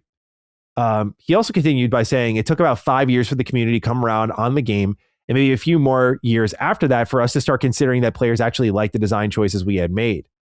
And I thought this was really interesting because on Twitter, I saw people saying like, Obsidian is like one of the YouTubers, Legacy Kill HD. I say this with all due respect, not like a call out, but he was like, oh, they're rewriting history. All the replies were like, why are they like depreciating their own game? This didn't happen. New Vegas has always been great. People loved it. What are you talking about? And that's not how it went. Like, New Vegas is beloved now. It was liked at the time at best. But to say it is the game that it is nowadays back then is like untrue. And I'm curious what you remember from that time, if you remember even that time when New Vegas came out. I briefly remember what the kind of discourse was. I briefly remember it. I didn't play it, so I wasn't like in the trenches, you know. Fallout 3 was the first Fallout game I ever played, and I missed the boat on this completely. But what I do remember of the game is people just kept saying it was really buggy. I remember people saying like cool story and all that kind of stuff. That seems like the exact same thing that people say about it today, as far as I'm aware. Every time I tell someone I'm going to play that game or I want to play, they're like, oh yeah, we'll use the mods to make sure it works. I'm like, bro, how the fuck are we still at this point with this game for how long it's been? And it's like, yeah, people probably appreciate other aspects of the game over time now, especially in like with how maybe they haven't been as happy with Fallout's writing or storytelling or decision making. So they're looking back at New Vegas more fondly in a lot of those aspects. But as far as I remember, it was just that it was an unfinished feeling game, despite it being cool in a lot of areas. Yeah. Yeah. For me, what I remember is that this game was called Fallout 3 DLC for a while. Mm-hmm. Like, that was what I always remember it being called. Like, it's a Fallout 3 expansion, pardon me. It's a Fallout 3 DLC. This is just more Fallout 3. And in fact, if you go back and read some of these reviews for New Vegas back then, the way Fallout 3 was viewed so favorably at the time is kind of hilarious because nowadays it's completely flipped. I think we ended up in the right spot, but I think people forget that it did not start like this. In fact, I would argue that Fallout 4 was the grand accelerator for it all on a wide scale level, because Fallout 4 made such dramatic changes to the series. Like, hey, we're going to put in voice protagonists. We're going to limit the dialogue system to 4 options. And they're all going to be like, yes, no, sarcastic, and a question. And that's all you get every time. It's a very confined dialogue system. It was more shooty looty. New Vegas was the ultimate hybrid of everything that modern Fallout could be while still respecting the originals. And I think because of that, people also dog on Fallout 3, even though I think that's a great game as well. But yeah, I just think people are quick to forget that New Vegas did not start off this way. And I think people also have very selective memories on how New Vegas ran at launch, dude. I just platinumed the game on PS3. I'm speaking from very recent experience. This game has a save file bloat bug. So when you play it, as you explore more of the map, the game is remembering all these things you're doing, the choices you make. It's not just only remembering that, but the places you discover. If you drop an item on the floor and you play another 30 hours and you go back to that one spot, it'll still be there. It's remembering all this stuff. It's what makes these games great. It's constantly remembering your actions, and like you can do that. You can store items on a dead body in a shack, leave that shack, go to your penthouse, store the rest of your items, go back to that shack, loot that dead body, and your items will still be there. But when the game does that, it's expanding its memory size. When it starts to bloat past a certain megabyte size, the frames will tank through the floor. It's horrible. Yeah. And so that's what you're ultimately left with New Vegas, is a game that is really well written, great storylines, great choice and consequence, entertaining as fuck, incredible loot. I think the gameplay loop of modern Fallout, those two games being Fallout 3 and New Vegas, are superb. But that game ran like shit. Yeah. And it barely worked after a certain time because the save file bloat bug, if you did not navigate your game as strategically as I did to get the platinum trophy, it would be unplayable by the time you got, and especially when I say strategically, I mean, like if you dropped items carelessly, all that would rack up your save file bloat bug. You always wanted to store your items in like one spot. You had to think about it. No game ever asked you of this. Yeah. It's much better on PC, but I think people also forget when this game launched, like the strip. We're used to it now. We don't think much about it, but the strip being split up by like 3-4 loading screens was like how Starfield felt. We were like, yo, why is this broken up between so many load screens? No one got that. I know there are mods that fix it. And again, it's much better on PC where the loading times are like that. It's over. But dude, I think there's a lot of selective memory around New Vegas and like what it used to be. The only place I saw that it wasn't like that was Reddit. People were like, yeah, like, I don't know why people on social media are freaking out. Like, this isn't true. Like, this game was not received well at first. Or it was received well, I should say. I mean, 84 on Metacritic. Yeah, dude, I think it was received too well from what you're telling me about this game, about how shitty it runs. That was my ultimate point when I was talking about it. I said, I think ultimately that this is a game that actually got a really big buff from Fallout 3. Yeah. But that would involve somewhat complimenting Bethesda, which I understand is a little taboo nowadays. So it's not going to happen. But that's really what happened there. Yeah, dude. Fallout 3 will have its reckoning when the remaster comes around. That is my prediction, provided that does not run like absolute shit. Yeah, it sounds like, I don't know, man. It sounds like Josh Sawyer to me. It's like, your game got better credit than it deserved at the time. That's unacceptable. I think he'd be the first to tell you that. Yeah, that's unacceptable, like, levels of shit in your game where it's like unplayable. It's going to ruin your whole entire game. Like even the PS3 version has an 82 when it has like this crazy save thing that it fucks your entire game. That's unacceptable. Yeah.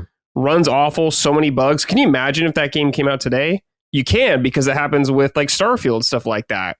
The amount of coals that shit got raked under. If YouTube was like more popular back then and like people making videos about this, probably would have got way more heat. I think they got lucky for how well people think of this game, especially when it launched. So I don't know, man. It ends up in a good spot now because by the time people were ready to accept it, like people accept it for what it is. DLC was out too. DLC like completely.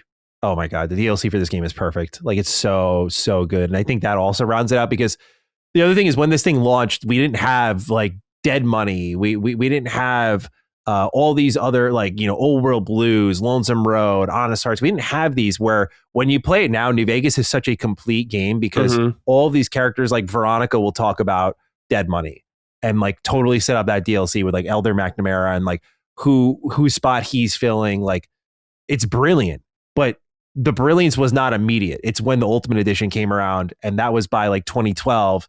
And by that point, we were still playing Skyrim DLC. Yeah. And then Fallout 4 came out, and Fallout 4 underdelivered for a lot of people.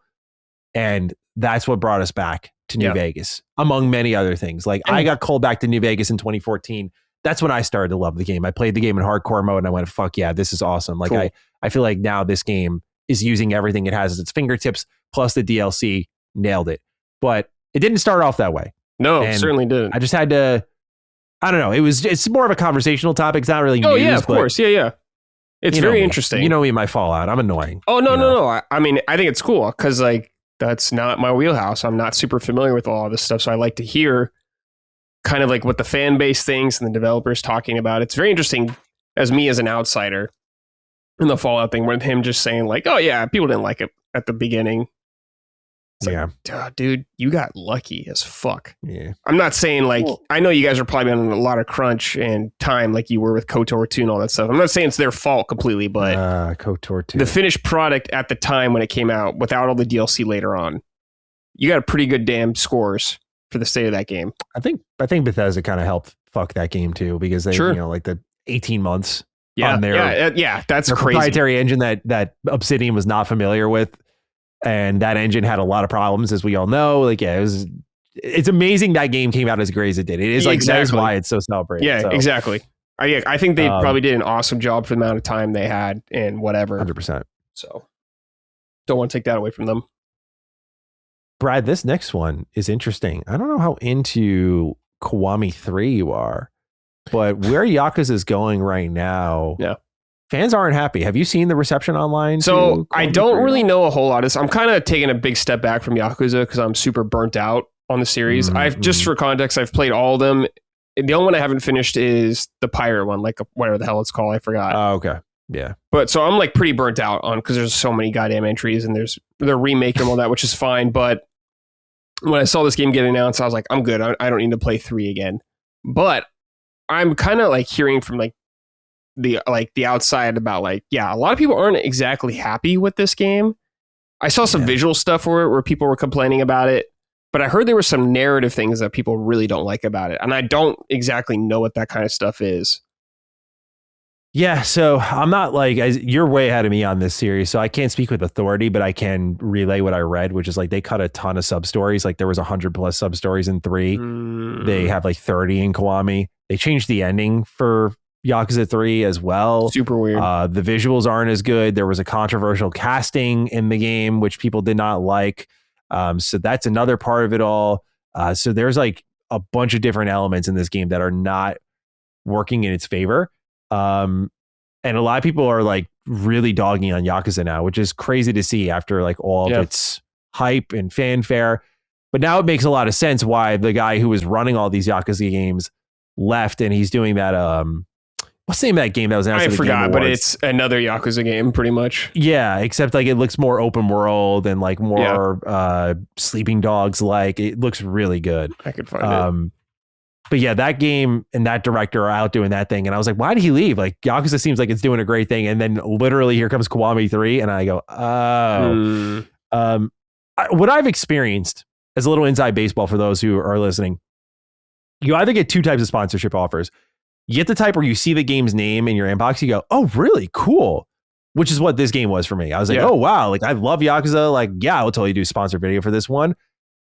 And then there's the ones that are interesting. I don't know why this one would need it. This also filtered into that. Like, really, Yakuza? Am I like, So I start doing my research a little bit, and I denied the deal because I started to see like the demo reception and shit. I was like, oh, this is a fucking shit show. I was like, I don't want their money. Yeah. I was like, hell no, dude.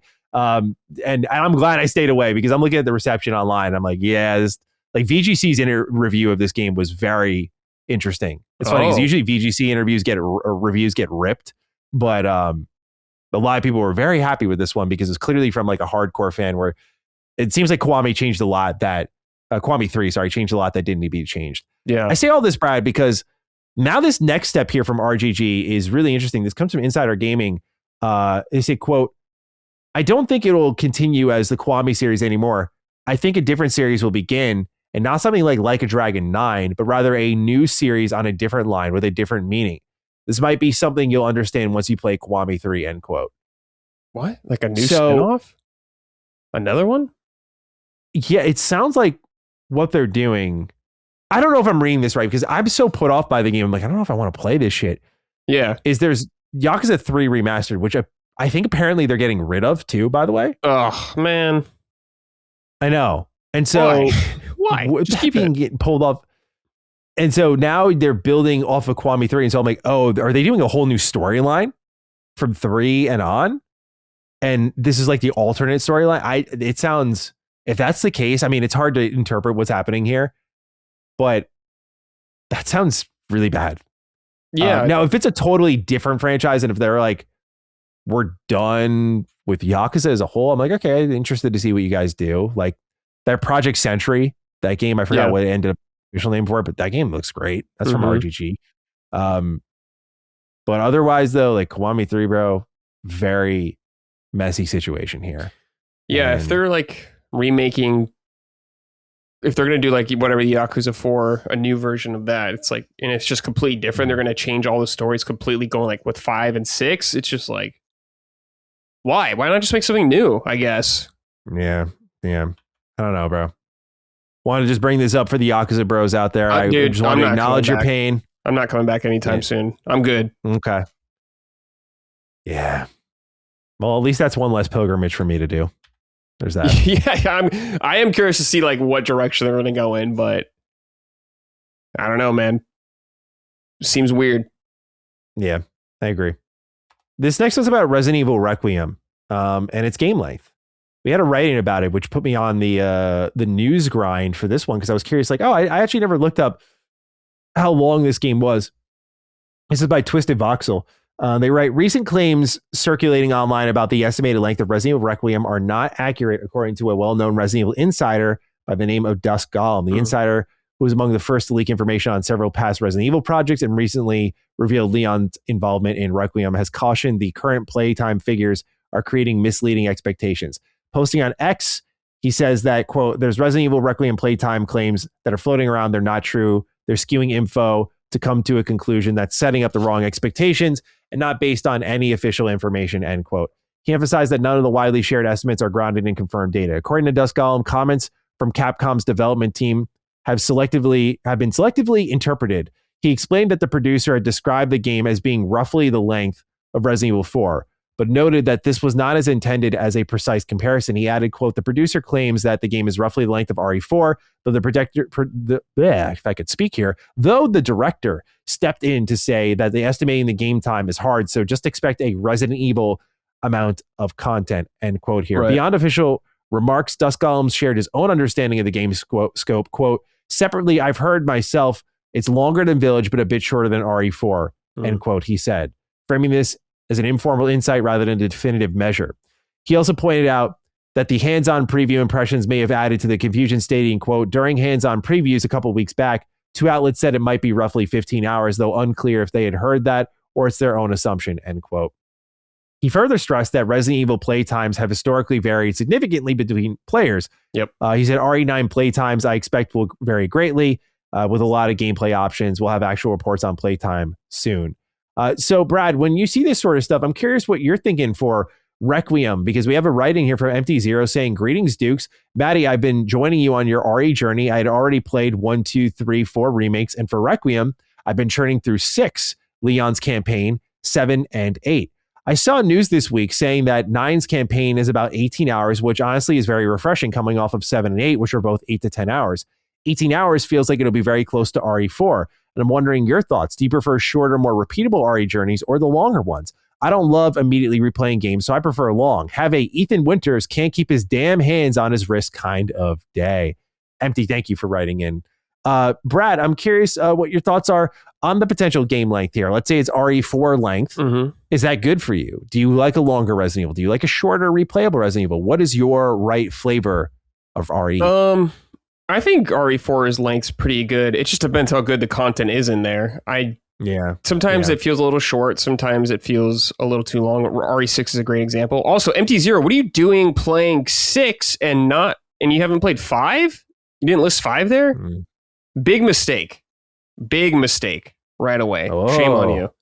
6 sucks. Are you saying that as a 5 defender, or are you 5 is saying much better than 6? Yeah, 5 is way better than 6. I fucking love 5. Yeah, we talked about this, but yeah. I love the 5 superiority we got here. Right now. 5's so much. 6 is awful, dude. I fucking hate that game. Do you like at least in 6 that you can kind of like dive back on your ass and like flip around? I mean, I kind of like funny, the shooting, but it's like every scenario in that game is awful. Like how it's laid out, and it turns into a shitty Call of Duty campaign. It's terrible. Yeah. Ada's and Sherry's in particular, I hate. Like they feel awful to play. Jake and Sherry. Yeah. Her whole Jake and Sherry storyline. Yeah, there's Chris and Piers, which sucks too. Chris and Piers had a good ending though. I kind of like their ending. The ending, sure, yeah. 6 is an awful villain too. I hate that villain. Never mind. Don't get me started on 6, dude. I'm gonna not stop talking. But anyways. Oh, don't worry, Brad. We'll talk. Yeah, we'll talk. Yeah. We'll talk very soon. 6, dude. Jeez.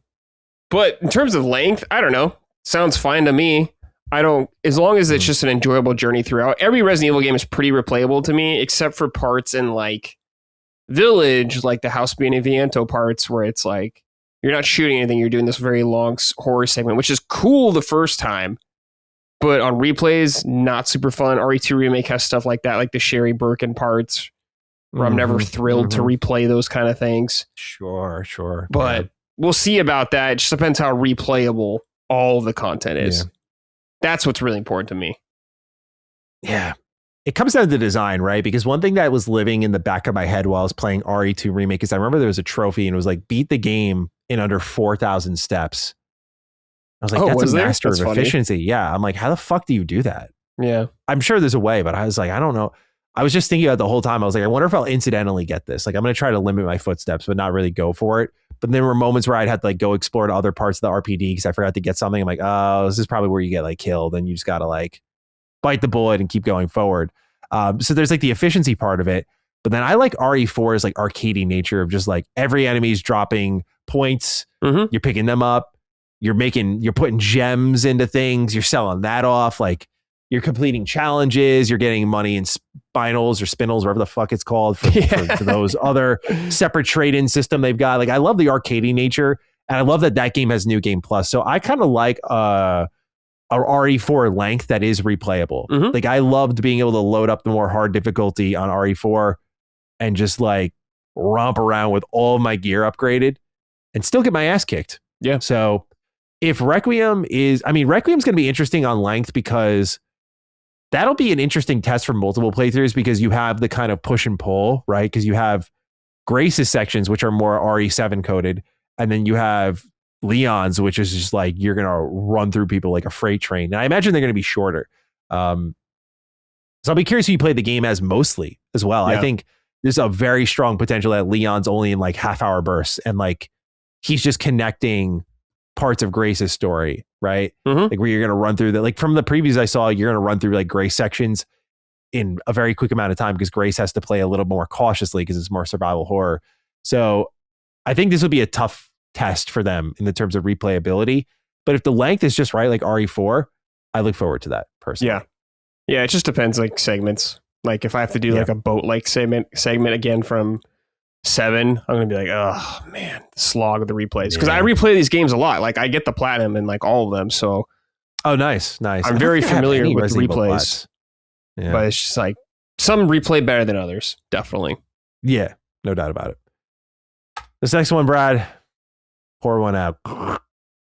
Highguard team is suffering some layoffs here. First, it started off with a post on LinkedIn from level designer Alex Grainer, who said, unfortunately, along with most of the team at Wildlight, I was laid off today. This one really stings as there was a lot of unreleased content I was looking forward to that I and others designed for Highguard. However, I'm excited for my next adventure. If your team or anyone you know needs an experienced level designer, hit me up. Meanwhile, Wildlight submitted a statement to TechRaptor, quote, today we made an incredibly difficult decision to part ways with a number of our team members while keeping a core group of developers to continue innovating on and supporting the game. We're proud of the team, talent, and the product we've created. We're also grateful to the players who gave the game a shot and those who continue to be part of our community, end quote. So that happened really quick.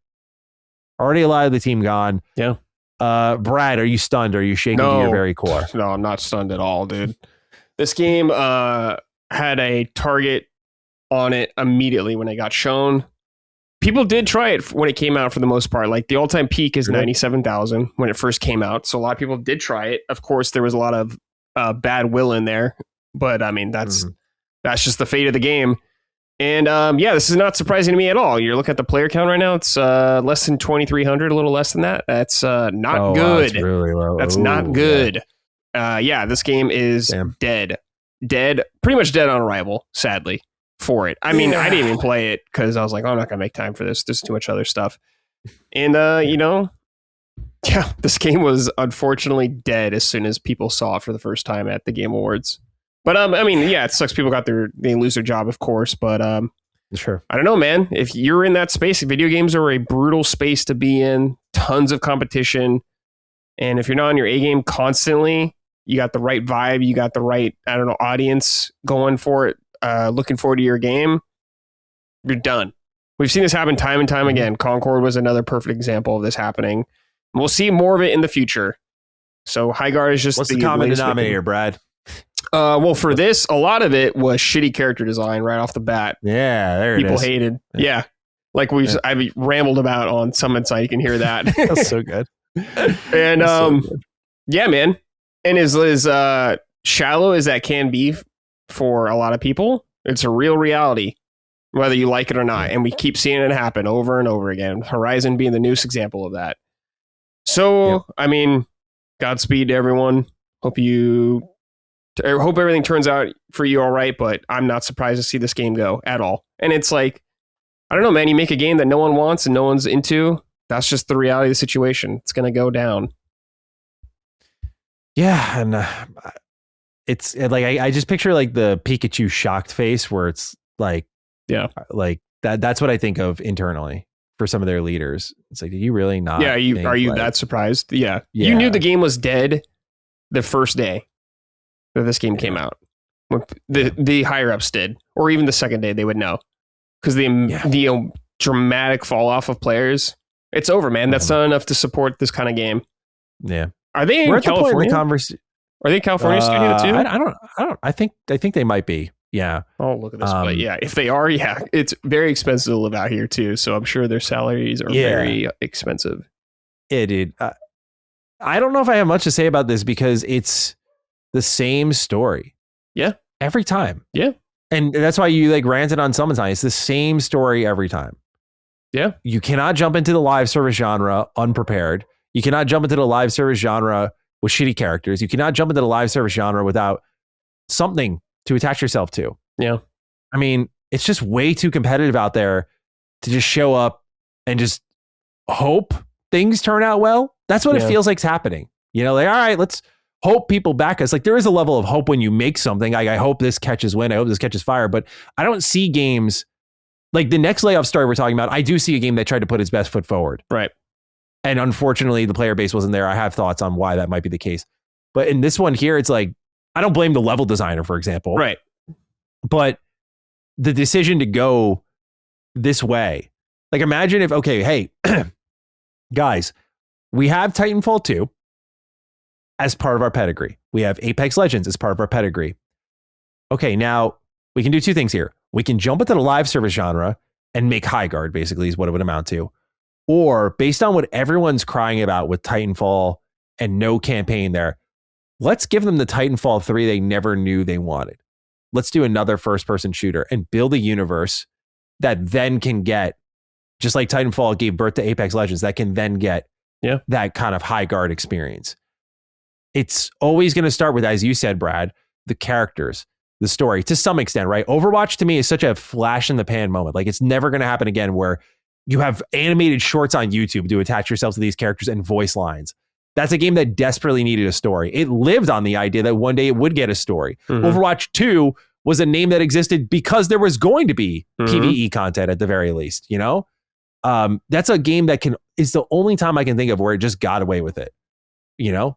Yeah. And teams need to realize, like, I'm not saying you all have to make single player games, but there has to be a story. Yeah. People are already tired of hearing the episodic stories, you know, your Concords, Horizon Hunter Gathering.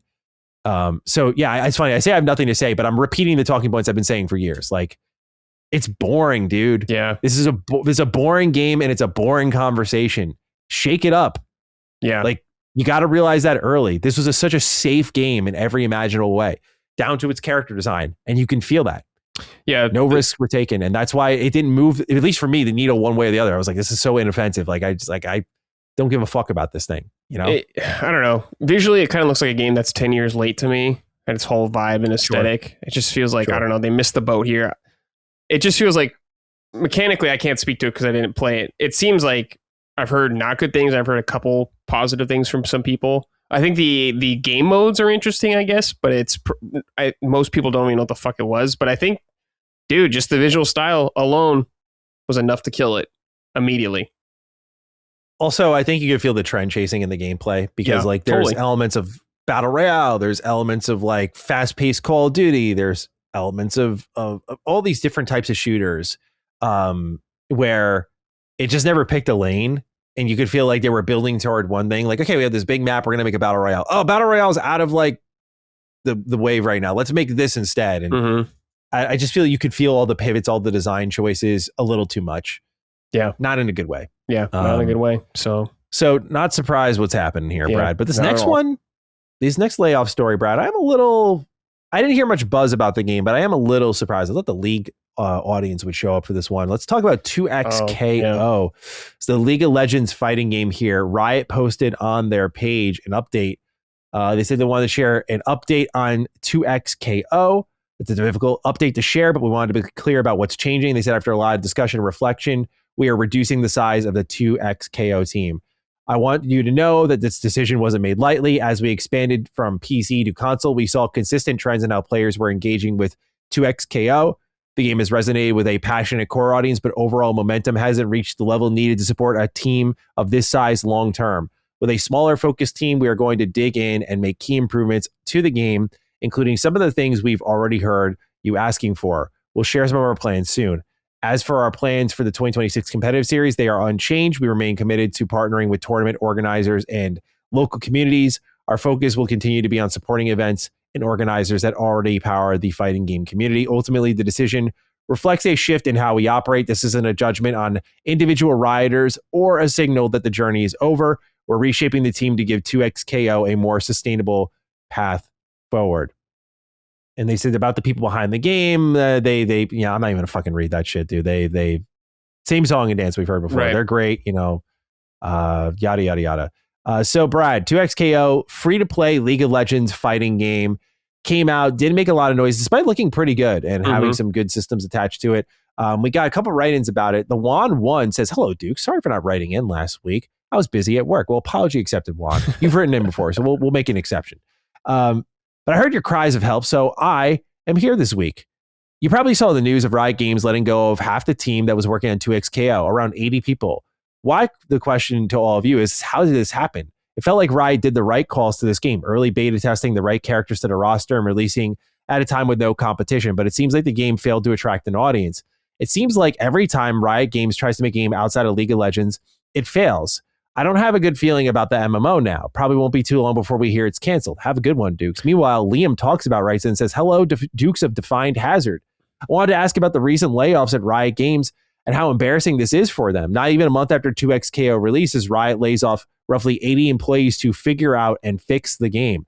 Be so for real right now, Riot. Your incompetence sickens me. And when you finally have a game out after years and years of slop and overpriced skins in your two biggest games, you flip that doesn't make any amount of them in this single first day." I apologize if this comes off as a rant, but seriously, Riot Games is, as usual, shitting the bed they made, and I give so much praise to the devs behind Hytale, because good lord, could you imagine Riot Games still handling that game? Anyways, I'll hang up and listen as I go support Highguard instead, since that game at least... Oh man, I know this person. That's so good. He says, "I'll hang up and listen as I go to support Highguard instead, since that game at least has a team behind it that supports each other and the game instead of laying off the team." Well, fuck Liam, dude. I'm sorry, bro. It's really dark days for Liam. Everyone, keep him in your thoughts. So, Brad, 2XKO. My thoughts on this are kind of like, I think the mistake that Riot keeps making is not putting League of Legends in the name at all. Like, I really think they need to just use the brand. 2XKO, it's like, what the fuck is that? Yeah, exactly. Like, I get Arcane, it worked.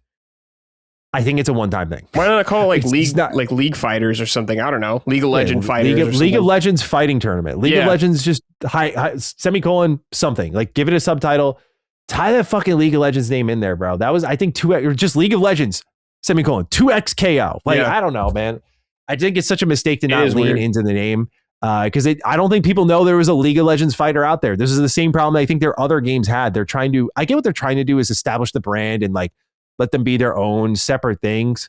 But I think League of Legends is so well known as a MOBA that like people don't know it's trying to spin off and do these things. Yeah. The other mistake I think it made was free to play fighting game just doesn't sound alluring. To me, like I think fighting games, at least from what I can think of with all the popular ones in the competitive field, always thrive on a sort of like, sorry, Dustin DM me and distracted me. It always thrives on sort of like a premium pricing. Like, you know, you buy it and you have the roster and you have DLC. But you know where you start off with for like tournaments and stuff. So I think that also looked like the roster was a little tight for launch. It was like 11 or 10 characters. Yeah. Not a lot. Yeah. You need like 20 plus, I think, especially for League's. League has an incredible roster. There's a reason that for the MOBAs that I do try to avoid, I always go back to League sometimes because, God, that roster is so fun. Mm-hmm. It's so fun, so diverse, so interesting. And a fighting game is perfect for this roster. Perfect. Like, it makes so much sense. I can see why this game got out, but them not even like making it something you can purchase, I think was also a mistake. They're taking the business strategy that worked for League of Legends and trying to apply it to a fighting game. I just don't think it's going to work. So, Brad, your thoughts on the 2XKO layoffs? I think, well, one thing, I think the branding, like you said, was a big mistake. It should have had the League name attached to it in some way. Like Project L had more of a League of Legends attachment to it, just with the L alone. So yeah, that was a big mistake in my opinion. The free-to-play aspect, most of the fighting games, like you're saying, are more premium kind of games, and all the heroes aren't unlocked right away, like free-to-play. Like in Overwatch, they are unlocked. I know in League of Legends, they're not, but that's a different type of game, so it works there for them. But for a fighting game with a smaller roster, kind of not super good. $100 bundle probably didn't help with the game to get the characters. That probably offset a lot of people from hopping in. I don't know what a lot of the other microtransactions were, because I mean, League has some insane microtransactions. The amount of like skins, like there's like $300 skins for something like that. Hey, it's more than that. Yeah, I think they've done some crazy shit. And the fighting game genre is like, people know about it, but it's still relatively small of a space, I would say, the FGC. So especially for sweaty fighters. Yeah, and it's like you're competing with big dogs like Street Fighter still and Tekken that are still very much in there with new content all the time. You got Tokon coming up. So in like the fighting game space, I don't know how many people in the fighting game space actually really know of League characters, but I think a big thing is just the free-to-play model hurt it a lot. So yeah, I think just also the marketing visibility, like spin this as a fucking Arcane fighting game, dude. Arcane's one of the biggest shows out there. Like, what are we doing? You know, like I think there's so many ways to handle this, but again, the game looks great. Like, it's worth checking out. And from what I can tell with the layoffs, like they had a team of like 160 people. So 80 people still in a fighting game that's in like kind of maintenance mode and support mode, I should say, is still pretty big. That's still a lot. And they should be able to still get content out, but it seems that they were ready to rocket this thing off to the moon and make like more big swings with it. But now I'd say temper your expectations and just expect like roster updates, you know. But the mistake Riot's making too is not hanging with it. Is immediately I look at this and I go, well, I'm not going to play this. This shit's not going to fucking hang around for much longer. They're already laying people off and the game just came out. It's already a dead game in the minds of people. It's like already over. The death sentence. It may not be dead to them. They may have internally literally talked like, by slashing half our payroll, now this game gets actually 2 years of life instead of 1 year. Okay, sounds great. But no one knows that. Yeah. So they're all like looking at like, oh, you laid off your team and, you know, okay, this game's already not gaining traction. This isn't going to be, we know how online games go. This is why no one believes in online games nowadays. They're cooked so quickly. They take forever to make and they just get deleted so fast. So I don't know. Best wishes to the Highguard team. Best wishes to the 2XKO team. Layoffs are never fun no matter what game you make. So hope they land on their feet. I will give Riot Games though. Someone brought this up. They did do well with the free-to-play game, which is Valorant. Very popular game. So free-to-play can definitely work for some games, but for this particular this particular space, whatever, didn't work here though. Yeah, true. Brad, let's transition to what games we are playing. Sir, you're the guest this week. I'd love for you to go first. Yeah, I talked to you already about Neo 3 and all that kind of stuff. So if you want to hear me and Matty and Locke talk about that, check out Summertime. So I'll talk to you a little bit about my journeys in Oblivion and all that kind of stuff. Yeah, let's hear it. So I'm 30 hours in. I've been playing blind. I'm not looking anything up. I have no idea what I'm running into, what I'm going to get into. I'm not looking up builds or anything like that. It's just been a completely blind playthrough. And it has been a very interesting experience and fun in a lot of ways. Oh, good. It's a game where I'm like, damn. If I played this in 2006, especially because I always put myself in that mind space of 2006 game, that would have been crazy at the time for how nuts this game is. Playing it now, I'm like, why are there so many goddamn loading screens everywhere? I'm fucking sick of loading screens constantly. I'm sick of walking in a house and there's 3 loading screens in the house. It's insane. But I'm like, okay, 2006 game, 2006. I'm sick of the fucking caves. They're super boring. All those dungeons are super boring. And you get lost in them, don't you? All the time. You don't have the benefit of, I was going to say, you don't have the benefit of like, you can't memorize the caves in this game because they're all like using the same pieces, but like get lost in that shit all the time. And like so many quests people always, bro, I made a comparison video. I don't mean to interrupt you, but I made a comparison video between Skyrim and Oblivion. And I said, I think Skyrim's dungeons slap the fuck out of Oblivion's completely. Yeah. And I think it's because I like Skyrim's dungeons always create a circle.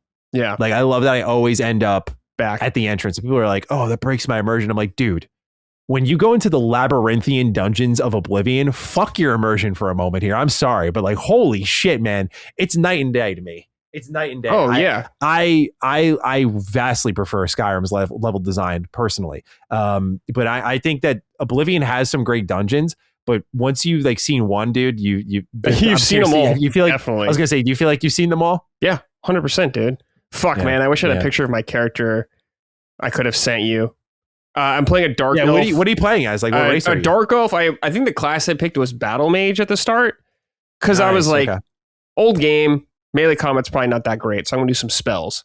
So I fully leveled up Destruction Magic. That's maxed out right now. Nice. I've been using a lot of summons right now, which is really cool. I got some Skeletal Warriors. That shit rules. I love that. So that's been a lot of fun. I have a lot of problems with the game, Matty, but there are moments where I'm like, damn, this is sick. That is fucking cool. The amount of shit you can do, like just the amount of freedom I have in the game. Like a quest, an early quest for the Mage Guild. I did all the Mage Guild quests, right? I am like the Omega wizard now. I finished all that quest line, all that kind of stuff. One of the early quests is this lady was like, hey, I want you to get this book from the Mage Guild. I want you to steal it for me. And they were like, don't give her the mage book. She's crazy. She'll fuck some shit up with that. I'm like, all right, fine. I'll play both sides. That's what I loved about it. I gave her the mage book. She did her thing. I got the reward from her. Then I broke into her room. I stole the mage book. Then I brought it back to the Mage Guild. And they're like, oh, nice work. Way to go. I'm like, man, I love that the game just let me do something like that. It let me be a little shithead. And I like that a lot. I got to get like both double reward almost. So that kind of stuff is really cool. Some of the shit I just run into is super funny. Like I was just walking around and there's a castle where like just out in the middle of nowhere, I walked into it and there's a huge battle going on. Then I somehow got dragged into this fight. Then I helped defend it. And they're like, oh, you're the lord of the castle now. You own this castle. And I was like, oh, nice. Okay. So I guess I just have this house now. Yeah. The game is super big too, really big. I like ran so much. I didn't even get a horse for so long in the game because I just didn't do a lot of the main quest. You know, I met Sean Bean and I was like, oh, Sean Bean, dude, cool. So I did a bunch of that stuff and I've just been kind of just going all over the place. My goal is to do all of like the main guild quests. So I did the Mage Guild. I'm doing, I think I'm on the Fighters Guild right now. So I'll do that. I'll do the Thieves Guild and the Dark Brotherhood. You're saving best for last. Yeah. Okay, Brad. I remember the Dark Brotherhood from Dark Brotherhood or Skyrim. So I was like, yeah, that's good stuff. Dark Brotherhood and Oblivion is some of the best shit Bethesda's ever done. Yeah. I've done a little bit of the main quest. I've like closed Oblivion Gate and all that kind of stuff. Dude, the Oblivion areas, holy shit, I'm lost again. I'm just constantly lost in like these interior environments in this game. I'm just like constantly lost, dude. I still struggle with them, bro. It's still like when like your lights are off in your room and you're trying to like feel your way out around the dark and like get to the switch. That's literally what those areas feel like to me. I'm like, I think it's here. There it is, and like I make that like one turn that I didn't realize I didn't make all the other laps I've made. Yeah. Like for how many hundreds of hours I have played this game, I still get lost in it a lot. Yeah. And I've stumbled on a DLC quest I did and I didn't even know it was. Locke told me it was like the Knights of like, Knights of the Nine. Yeah, I did that whole quest. I was like, oh, this is cool, man. That was really fun, but I didn't even know it was DLC. I just kind of stumbled onto it. I did this quest where you like go in this guy's dream to rescue him. You do these trials. I thought that was really cool. That's a good one. So there's like some really cool quests in this game. And I'm just like, damn, this fucking slapped probably hard in 2006. Big time. Maybe quick Call of Duty. Yeah. When Call of Duty was all the rave. Yeah. That's how good it was for me. Is very playable, but it does not run as well as it should. Where I'm just kind of like, why is it like, this is the remaster. Why is it kind of like stuttering and frame drops going on here? Are you playing on PC? Yeah. Okay. Yeah, no, I'm asking only because like that's where I had a lot of crashing with I haven't had crashing problems, fortunately, but it's just been like, I'm noticing frame drops, you know. I have a 5080, so I should be running the game pretty fine, but it's just oh my God, the Bethesda experience lives on, even in the remaster. That combined with UE5 is a pretty nasty combo. Dangerous combo. I guess it's a miracle it runs as well as it does for a lot of times. It's not nearly enough to stop me or like, I'm like, fuck this shit. Like, I'll deal with that kind of stuff. No big deal. Sure. But it's just the game's a vibe. Definitely. Like the music is really good. Like when you're just hanging out, like there's that meme song. Like I've heard this song, like it's like plays it all the time when you're in like a town or something, like in the inn or something like that. Whatever that song is. I've heard it in like tons of YouTube videos, shorts. I could find it for you. Maybe Harvest Dawn. Yeah, I don't know what it's called, but I'm like, oh shit, this song's from Oblivion. This is what it's from. So it's been really weird me hearing the original context of that song because I'm just used to it from like dumb short videos. So that's been awesome. Okay. Dude, what don't you like? Because I know you were saying there's some things you like. Well, a lot of it is like the design of the interiors going into that shit. The amount of loading screens is fucking obnoxious. And the performance does bother me. It's super janky in a lot of ways. Super janky how people behave. But it's like for me, as someone who didn't grow up with it or play it when it came out, I still see a lot of cool in it, despite me having a lot of issues with stuff. It's still got that magic to it a little bit. And I'm super impressed with how like much build variety there is in the game, how much you can like freedom and flexibility you have to make your character the way you want to. I love the leveling system too. Just by doing stuff, you like level that specific stat up. Super good. Like perks at certain points. Yeah, it's really good. Yeah, and it's like the world design is pretty cool a lot of times. Like I've seen stuff where I'm like, oh shit. Here's what it does sometimes, Matty, that I like. This is not the case all the time, but for open world games, I just see something. I'm like, damn, that looks interesting. I'm going to go over there and check that out. Now, unfortunately, sometimes it's just like an underground cave. I'm like, oh, here we go again. Got to fight some skeletons. But one time I ran into like a vampire den, and then I got vampirism. I was like, what the fuck, dude? I got it from like... Oh my God, you got to work hard to get rid of it. I did. It was like a long quest line. But it was like a cool story with like this guy who was like a vampire kind of thing like that. That shit was really rad. But I mean, I'm enjoying the game, dude. The fact that you can make your own spells, I'm not even messing with that because it seems way too crazy. But I've had a really interesting and overall fun time playing through the game. Like I said, it's rough in a lot of ways and it's aged in a lot of ways, but I still think it's a really cool game. Sure. That's worth experiencing. That's good. Yeah, it's that ideal hybrid between like Morrowind is very hardcore, which I'm sure you know. Like Morrowind, like if your skills aren't high enough, there's so much shit you can't do in that game until you just push through all of that, and then by the end of it, you are like very, very good at everything, and it feels good, and like your attacks make contact and they actually do damage, that sort of stuff. But Oblivion did a more traditional action system while also letting you scale in certain ways based on your play style, where like it didn't let you be like Skyrim where you were just great at everything just instantly. They reduced the friction just enough in Oblivion, in my opinion. So I'm glad you're having fun with it. Yeah, great game. And I love that game. It just lets me be a little mischievous shithead in the game too. Yeah. If I can like, I think you'll pickpocketing people. Yeah. Screwing people over. I haven't like outright killed anyone yet. Because I'm like, I know this is going to be Dark Brotherhood stuff if I start this kind of thing. And I'm kind of waiting on that. Okay, but like the choices you can make sometimes, I'm like, I like this because it's not necessarily good or bad all the time. Just whatever I feel like. Yeah. That's how I'm just kind of playing it. And it's been great in that sense. Be. And I'm going to do the Shivering Isles as well. But I'm making sure I haven't started that yet. I actually played that for the first time last year. Oh, damn. Okay. It was like one of my blind spots for a Bethesda game. Like that was one of the few things I had never played. And so I was just always bad. I don't know if you had the same issue I had. I was so bad with like DLC. Like for a lot I would of play games. like the Fallout DLC, for example, but like Dragon Age Origins is one of my favorite games of all time. I never played Awakening. Like Same. there's just, and then there's part of me that deep in my heart, I know I don't want to do that because then the fun is over. Like there's something that I know I can still discover when the mood is right. Damn. And so that's heavy. Yeah, no, it cuts a little deep. I know. Yeah. And it's not really the fun is over, but I like the anticipation of knowing when I'm at like my back's against the wall, like that's there. It's like, okay, I can like go over there. That's why I've been like loving this like Resident Evil pilgrimage and just kind of like diving into these classics and kind of re-experiencing things or experiencing stuff for the first time. Cause I'm like, yeah, like I can kind of unapologetically dive into that, but then the fun's over. Yeah. It's like a kid on Christmas. You open all your presents and then the fun's eventually over. Right. So, that was when I finally pulled the Band-Aid off on, and it's really good. There's what I think you come to appreciate as you put more hours in is like the schedules in Oblivion and how like these NPCs behave in the world and live their lives. That's pretty impressive. A lot of quest lines really play with it. You probably already seen it a bit with the side quest, but like when you get to Thieves Guild, when you get to Dark Brotherhood and like the time-based stuff that they do where it's like this person's only available at like 3 p.m. Yeah. I fucking love that shit. Dude, I didn't figure out you could skip time till I was like 20 hours into the game. I was just like, oh shit, man, I fucking missed this. What did you do? Did you just hang around, sit on your... Well, I mean, that's what I did in Shenmue. I would like stare, like... Yeah, stare your watch. Just, yeah. like, I haven't done a ton of quests where you have to wait.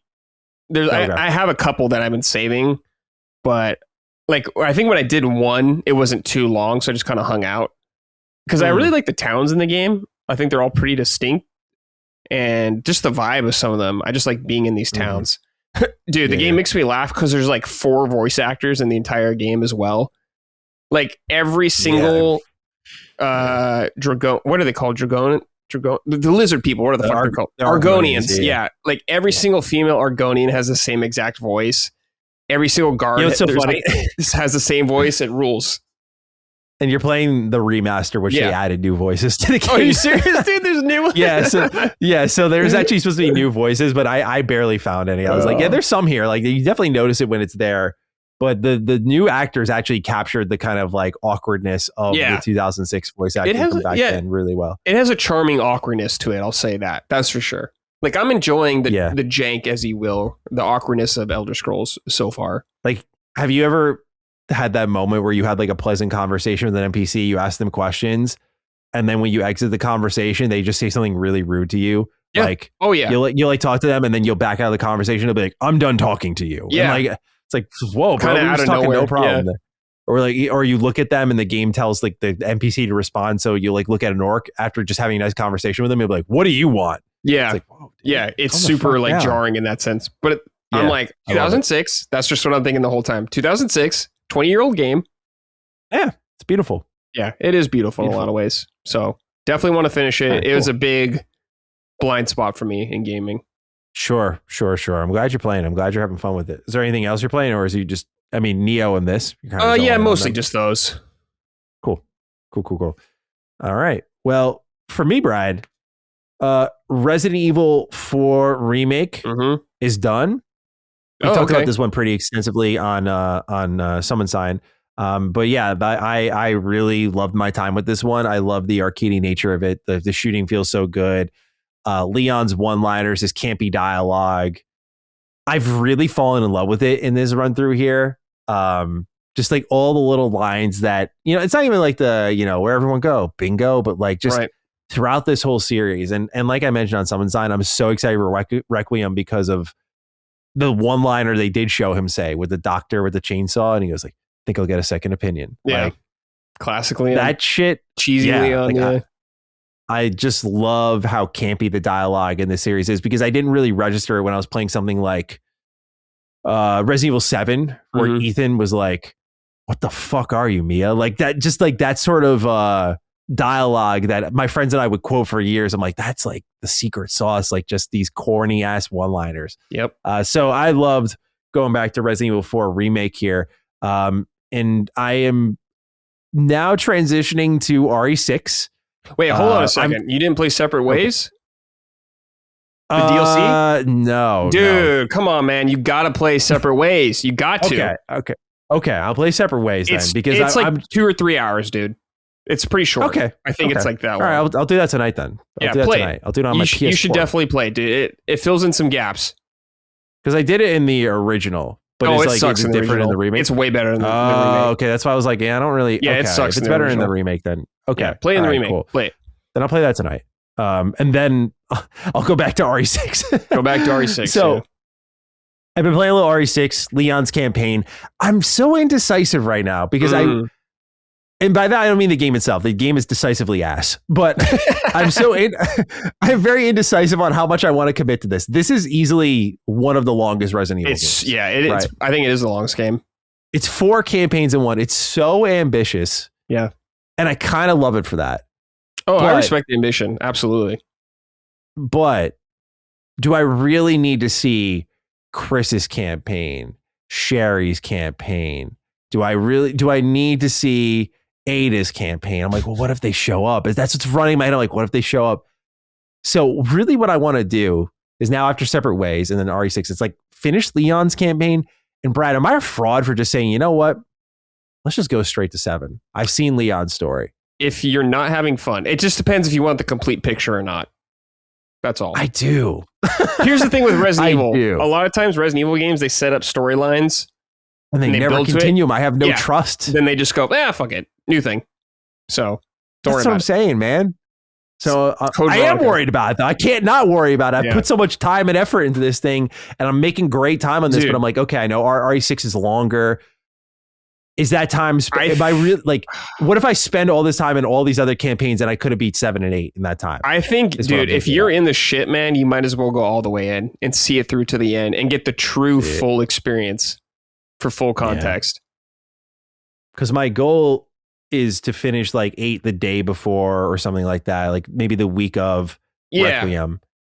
Have a little reprieve and then transition right into that. I would say, based on Leon being in Requiem and in 6 is probably more important narratively, I'm going to say. Because Ethan Winters, I think that whole thing's over. I think it's done. Yeah, based on how 8 ends, I agree. Yeah. But dude, if I was you, I would just finish it. Because like, if you're already wavering and wanting to move on, dude, you need to see it through to the end. You got to experience the real deal. Are you playing with a friend? I'm wavering. No, I'm playing by myself. Oh, even worse. I've had offers. Here's the thing. Again, I'm on a time schedule. I have 2 people who would want to play co-op with me, but I'm like, I can't kind of again, I want to play 7 and 8. I want to complete the mission. I can't hang around for like, oh, dude, I'll be on in like 5. It turns into an hour. It turns into 2 hours. Like I've been there. I've been that guy many times too. So I'm speaking from experience on both ends. So I have these opportunities to do co-op, and I'm like, you know what? I'm going to play this by myself. I'm going to play it the way I did the first time I played this game. The first time I played this game back in high school, Brad, I went to the midnight release for Resident Evil 6. Oh, really? That's so funny. Yeah. Yeah. I was fucking hyped for this game, Brad. Yeah, I was hyped too. That? Yeah, I was so excited for this. I got this and I got NBA 2K12. Oh, damn. I fucking hate basketball, Brad. I don't know what I was doing. I got pulled over this night too when I got RE6. Oh, because my friend's car's headlight was out, but the cop saw me in sweatpants and a sweatshirt and thought I was a drug dealer because next to me, my friend replaced the light bulb for his headlights in his car, and he had the box in the car. Yeah. But that box was like a little small black cube, and it was sitting there next to my foot. The cop's like shines the flashlight in the car. He's like, "What's that by your foot, kiddo?" Like that. I was like, "Kiddo, it's the fucking kiddo." I was like, "It's the fucking bulb box, bro." So Resident Evil 6 just holds this memory where I remember coming home after that traumatic experience, firing it up, roundhouse kicking people with Leon. I love the melee combat system in this game, the dives and shit. There's parts I do genuinely like about it, but Brad, I don't know if you remember, the cover system in this game is ass. Yeah, actually, I remember. Yeah. You like lean with the left analog stick, or I forgot what it is. I think you lean with the left analog stick, and then you press LT, and then you aim with the left analog stick, and you shoot with the right analog stick. Like, we had not figured out third-person shooting at this point completely. Yeah. It's cover-based ones. No, like, certainly not. Even though Gears of War existed, they were like, we don't know how to do that. No. So, dude, Brad's convincing me to go all the way, because the thing is, every campaign is broken up into different ones, right? Like, you have the more traditional, I put in quotes, Resident Evil experience with Leon. Chris is like a third-person shooter. Ada's is like this, just, I don't know what the fuck it wants to be. And then Sherry and Jake is QTE Central and running segments. You're always running away from something. Yeah, that Nemesis guy, I forgot his name. That's like chasing you, yeah. Yeah, and it's just, I don't know, bro. Listen, man. I don't know. I played this I feel game, like seeing it through will be good for I got to earn my Resident Evil stripes, right? You got to earn the stripes, dude. You got to do your duty. You got to do your time. When I play this game with my friend Mike Huber, who listeners may know, Easy Allies with Game Trailers. He's a humongous Resident Evil guy. We played 5 together. We played 6. So we're like 6 time. It felt like a giant coping sesh the entire time going through of just us just being like, it's not that bad. It's not that bad. And just slowly just getting worse and worse and worse and worse. And boy, just doesn't end. It's like offensive how long this game is. It has like the audacity to be as long as it is for what it is. It's fucking crazy, man. It is. It really is. It's literally 4 Resident Evil games in one. It's unbelievable. That's why when 7 came out, we're like, oh my God, it's back on track. Holy shit. See, Resident Evil 7 didn't earn its clout until I feel later because everyone was like, oh, it didn't sell well. Capcom's not saying it's selling well. Then people were like, oh, it wasn't originally a Resident Evil game. It was going to be called something else. But at the last minute, they called it Resident Evil. Mm-hmm. And there were like theories on why this actually isn't a Resident Evil game because there's like no other prior Resident Evil references there. Like, oh, this is supposed to be a reboot. It wasn't until like, I think 8 that people finally were like, oh, this is actually Resident Evil 7. There's Resident Evil references totally in 7. A lot of people just didn't know them. Yeah, I know. I'm just saying from my experience. I know. I remember like talking like on ham radio. It was very much a Resident Evil game. It was just like a different approach. It was like the most Resident Evil game I played in a long time. It's certainly more than 6. I'll say that. I've replayed 7. I honestly probably don't even need to replay 7. I played that game like 4 times. Yeah, you don't need to play it again. It's Resident fine. Evil 7. You know what happens in it. Slow I do want to play it too, though, just because I love it. Slow ass intro though. The whole thing walking in the house, going to do the whole Mia encounter. Can't skip it. Yeah. Takes a long time. It's definitely built for like that first playthrough. And then what do they call it? The Funhouse mode or whatever? The DLC, dude. Yeah. Those are fun actually, dude. Did you do the what is it called? It's the one with Joe. What was it? Like something Zoe. Fuck. I don't know. I can't remember what it is, but it's Jack's brother. And you like punch everything. Oh, yeah. It's so rad, dude. Yeah. What was it this called? game had great DLC. I never played RE8's DLC though. End of Zoe. That's. Oh, yeah. End of Zoe. And there's Not a Hero, which you're Chris dealing with Lucas and all that kind of stuff. Not a Hero, I remember. Yeah. I played that shit in PSVR. It was fucking cool as well. Ooh, okay. Terrifying in VR, but really cool. I love that. Yeah, it was good. Yeah, so, you should just finish 6, man. Just time to earn your dude. 7 will hit something different. Yeah, you're gonna change. Right? You're gonna be a changed man when you're done. Yeah, you're gonna be like crawling over that finish line. Well, while I was playing 6, Brad, I did make a little pit stop. Okay, to kind of breathe some air. Ardenfall. Oh, so I want to tell you about this game. Yeah, tell me. So I played the demo for this game. It's on Steam for those who are interested. And you know me, I love a good Elder Scrolls like that we're seeing a lot more of these. You're playing one right now, the official thing. But with where Bethesda's going and how long the wait for ES6 has been, I like that a lot of competitors have risen up. Your Tainted Grail, Fall of Avalons have shown up. Obviously, Warhorse with KCD2 is another great example. I forgot what the other game was that THQ Nordic is publishing that also looks really that game good. Looks sick, dude. Yeah, Dawn something. I forgot what it's called, but this game also looks really great. So there's a lot of Scrolls likes popping up. Ardenfall is really interesting to me, man. I fired up the demo for this. It's like an hour long. I mean, you could play longer if you want to, but this game is like very inspired by Morrowind. Its art style might be a little, I think, different for what Elder Scrolls fans are looking for. It's a lot more colorful and fantastical, but low poly character models. But the systems and the mechanics are so good, bro. Oh. And this is in like an early access phase. Like it was supposed to come out in early access last year, and then they put out the demo instead. And this is in such a good spot. I feel I cannot wait to see what they turn it into. It basically takes the simplism and the accessibility of a Bethesda RPG, you know, like the way you explore and loot and fight, easy, approachable, fun to pick up and play. You know, the way you loot stuff in the environment, like you look at it and that box pulls up and like you just get to like slickly slide through all the menus and grab whatever you need, your character's hand like reaches out for, like these little things that just make the BGS RPGs tick, like a lot of interaction. But then they make it into more of like a hardcore RPG in certain ways, like not overbearingly so, but hey, like your strength is high, so you can solve the quest this way. There's multiple endings to quest lines.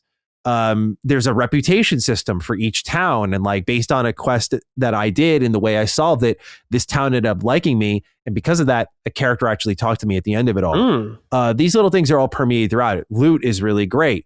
Playstyles are really great. Like the leveling system is very simple, not in your face. It's got this wonderful blend of like casual, but also hardcore elements that make it the bones of what I think are going to be a great RPG here. So I played this demo and it was so good that I made a video about it when I finished it at like 4 a.m. I was like, fuck yeah, dude, I got to tell people about this. This shit's awesome. So I just want to put this on people's radar for those who didn't watch the Mr. Matty video, that Ardenfall is really great. And the demo's on Steam. Again, the art style, I really like the art style, but I think some people might look at it and prefer something like Tainted Grail, which is fair. But what is here is really good. Like if you're looking for BGS systems, I'd argue the systems here in its early access phase are more slick than what Tainted Grail was putting up in a 1.0 state. Yeah. And I like Tainted Grail a lot. Yeah. I know Locke likes it a lot more than me, but I do appreciate Tainted Grail a lot and what they're trying to do. And with the updates they've done, they've made that a much better game.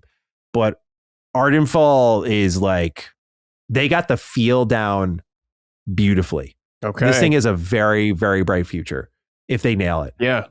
Like it was one of those things, Brad, where like, I don't know if you remember the last game demo you played where you like were left wanting more and you're like, oh, hell yeah. And I'm not talking about like the game trials we get where like Monster Hunter's doing it now, or a lot of Square games do it where the save carries over. So the demo is really just you starting your playthrough. I'm talking about like a demo you just play out of curiosity and you're like, okay, I want to see more. Yeah. But for me, I always go back to Kingdoms of Amalur, which I played on my 360. That demo sold me on the game completely. I was like, fuck yeah. And there's been more since then when demos have kind of had their resurgence. But this is one of those times where when I finished it, I was sad. I was like, oh my God, I want more of this, man. So I just want to put it on people's radar. Ardenfall. Yeah. Really, really cool game.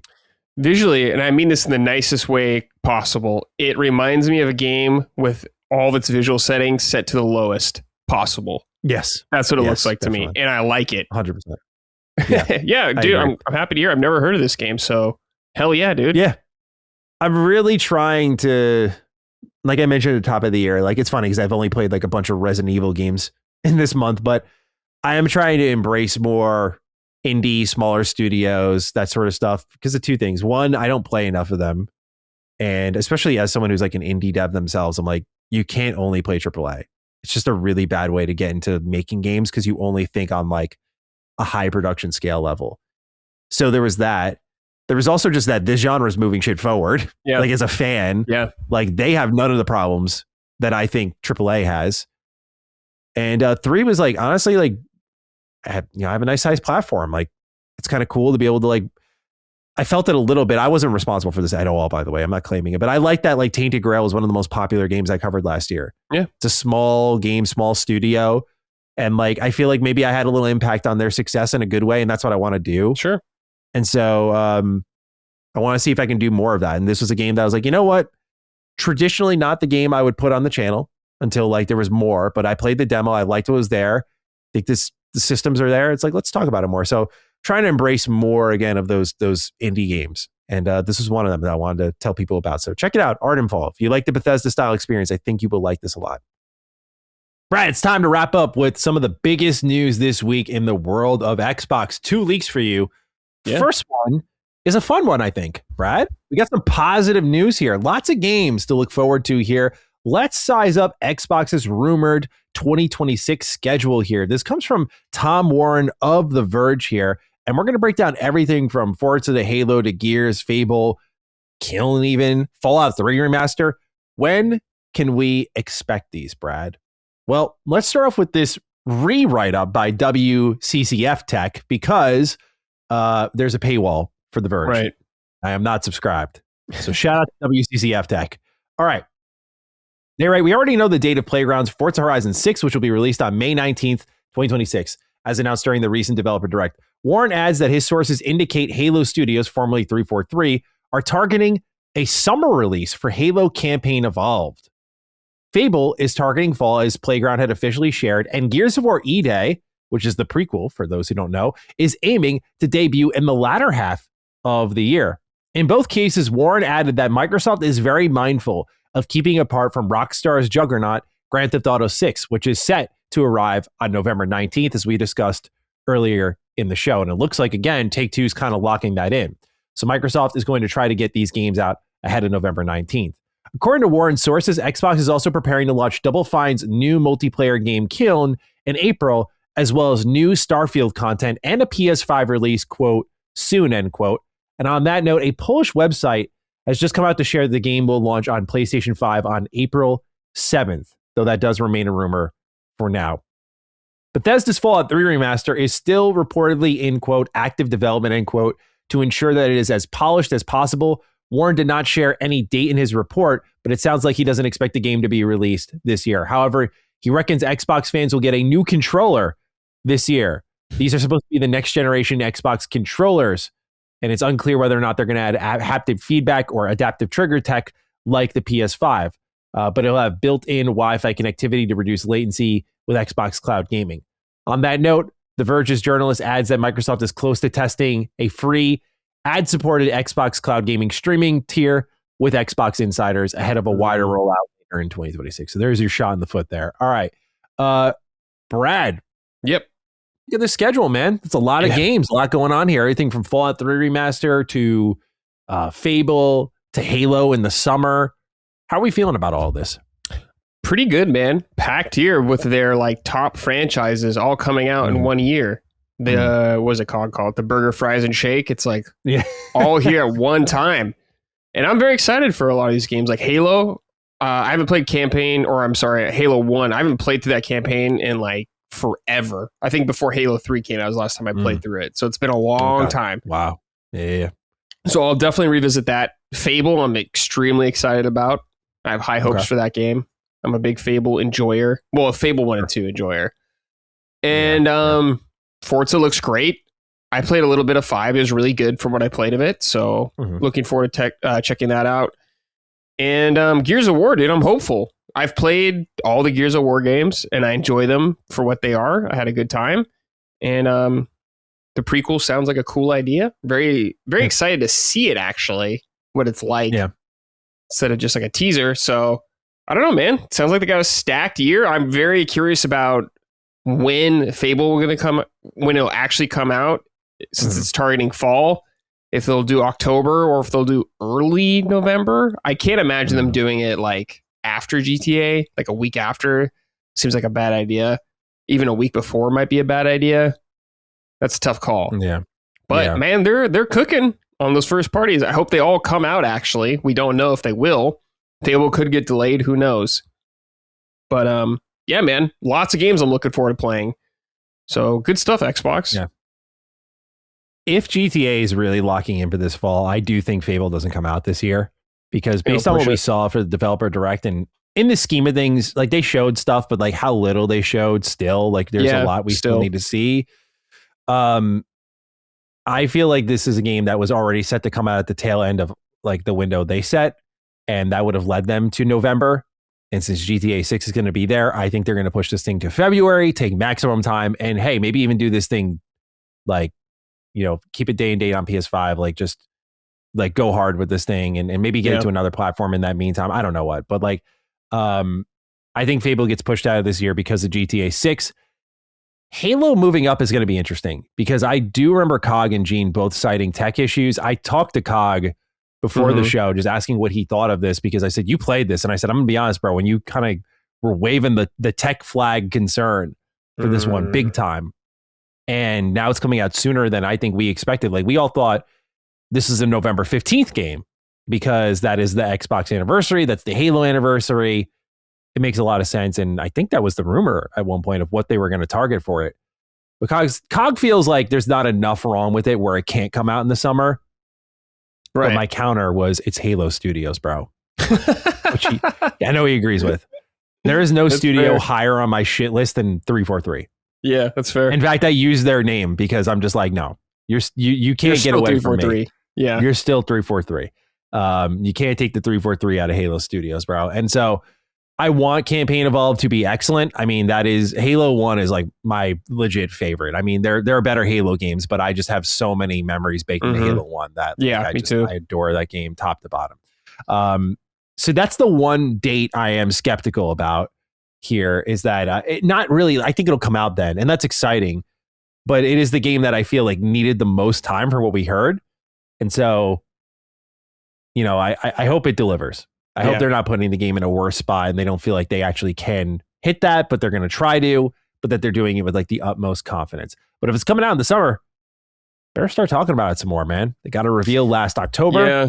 Start talking about it some more because we're far off, but it's like, know, that we're going to blink and it'll be there. State of play tomorrow by the time we're recording this. That's one of my predictions. That was one of my predictions, bro. So we'll see. That's so funny. Yeah, so we'll see if I was right. Hilarious.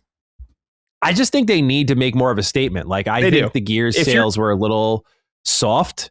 Someone made a good response to it though to me. Like they said the Gears sales are probably soft because Microsoft thought they could nickel and dime people. And I think that's true. Yeah. But I do also think that like when you're Xbox and you're looking at your sales for all these games on PS5 and like Oblivion Remaster is at 1.1 million and you have Forza Horizon 5 at like 5 million and right below that is Gears at 562K. Gears should have been way higher. And if I'm them, I'm like, we need to go harder. Like we can't just rely on a tweet saying Gears is coming to PlayStation and hope this is going to sell like 2 million copies. Yeah. It should have sold more. And so I think Halo just needs to like rip off the Band-Aid. Like you had the guys at Halo Studios sitting there in PlayStation shirts to fucking reveal this game at their little round table. So, I mean, just dude, go in on it. Show up at the state of play. You got it. Like you've already gone in, you know, you've taken the plunge. You got to go all the way in. You got to do it, man. You can't just half-ass it. Like you were saying, Gears, not enough. Not much of a splash. You need to make a bigger deal about it. I agree. I'm excited for Gears E-Day. I think totally. Latter half of the year makes sense for this one. Nice little fall title, probably. But what's happening is this, Brad. You want to avoid GTA. That's basically nearing the end of November. Yeah. And I imagine that means you don't want anything coming out in December. So Xbox has eliminated 2 months off the calendar. So they've got October and before that to get September, all of these games out. Yeah. You know? So I think some might just slip by proxy. I don't know. I'm just curious to see who's going to have the balls to be like, yeah, like GTA 6 is here, but we're going to launch as well. Because it's a different audience. Yeah, that's true. But I just never agree with that mindset. I think it's about oxygen. It's like you're fighting against movies, music. You're fighting against us. Last Stand's taking people's time. You know, like you're fighting against time. And it's something Xbox has talked about that they want these games to have oxygen. But I feel like by nature of avoiding GTA 6, which is going to take up that rest of the year window, it's like, okay, you need to now stack the games on top of each other again. And it's going to be month by month by month. And that's not really oxygen. They need to be spread out by the quarters, not months. So I know that's what they want to do, but I think GTA 6 is going to force them to change their plans again. And I think they're going to be hurt the most because they have so many games to juggle. Yeah. I hope they don't do something stupid like put these games like 2 weeks apart from each other, whatever they're doing, you know, like. That's what I'm trying to avoid here, man. Halo, Gears of War, like, 2 weeks apart from each other. It's like you don't want to cannibalize themselves, and it's getting crowded. Maybe they will do a December release. I don't know. I don't know if that paid off for Indiana Jones. I'm not really sure. Yeah, but it ended up selling decently. But I you got to wonder, right? Like, the holiday burst is already over. Money has been spent already, and then here comes your game, and it's an excellent game. It was a top 3 game of the year for me when it came out. It's really good. You know, you gotta wonder about that, right? So, I mean, the thing that they should really weaponize here is you've got still, even if you delay 2 games out of the year, let's say like worst case scenario, you delay 2 games out of the year. They have so much content coming that doesn't matter. It shouldn't matter to them, right? At least from a fan perspective and a time perspective, which I know is very different from they're looking at their spreadsheet and they're probably thinking about how much money they want to make. But for me, in my angle, I'm like, dude, that's how many games you're putting out this year. You can get rid of some of these and give them the right windows. And then stack the following year where we now know GTA 6 is in the rear view. Yeah. Like, that's pretty good. You know? Yeah. Because they also got to worry about Call of Duty and all that stuff, whatever else they're putting out there. So, I don't know. Crowded time. So, I think they could afford to push them back. Probably Fable would be the smartest one. I don't want that because I want to play it, but might be the smartest move. Yeah, I do. I agree. I think Fable is the one that dips out for sure. I think anyone else would be a little more surprising. What did you think of some of the Bethesda rumors? Starfield in April, Fallout 3 remaster in active development, but no commitment to anything like this year or anything like that. Does any of this pique your curiosity? Well, I played Starfield a little bit when it came out. I played like 11 hours. It didn't really resonate with me, so I probably won't revisit it. I'd rather play other Bethesda games first and Fallout games before I go to that. Fallout 3 Remastered is interesting. I feel like you guys have been asking for that forever. So I'm just like, those poor Fallout fans. There's so many missed opportunities with that franchise, it feels like. Yeah. At least game-wise. Game-wise, at least. Game-wise, it's like, for sure. Why are you not pumping those out more, those Fallout games? The thing about Fallout is you can just fucking put it in a new location or a new state every time and people will eat that up easily. Yeah. Fallout, I'm glad they don't annualize Montana, it, but it could be easily or something. annualized. Yeah, they could you could easily do a new Fallout game every 3 years and people would be stoked. Easily. Yeah. Fallout Washington or some shit like that. I don't know, man. It's weird. Every state. Do it. I don't know. You eventually have a game in every state. Yeah, man. Yeah. That'd be the dream. That'll last us for a long while. Yeah. Yeah, dude. I agree. I like seeing, I know it was in development, but like I find it interesting that they're citing like polish as the reason it might take a little bit longer because again, I think that the polish of Oblivion Remaster was a little bit less than. Please get it right.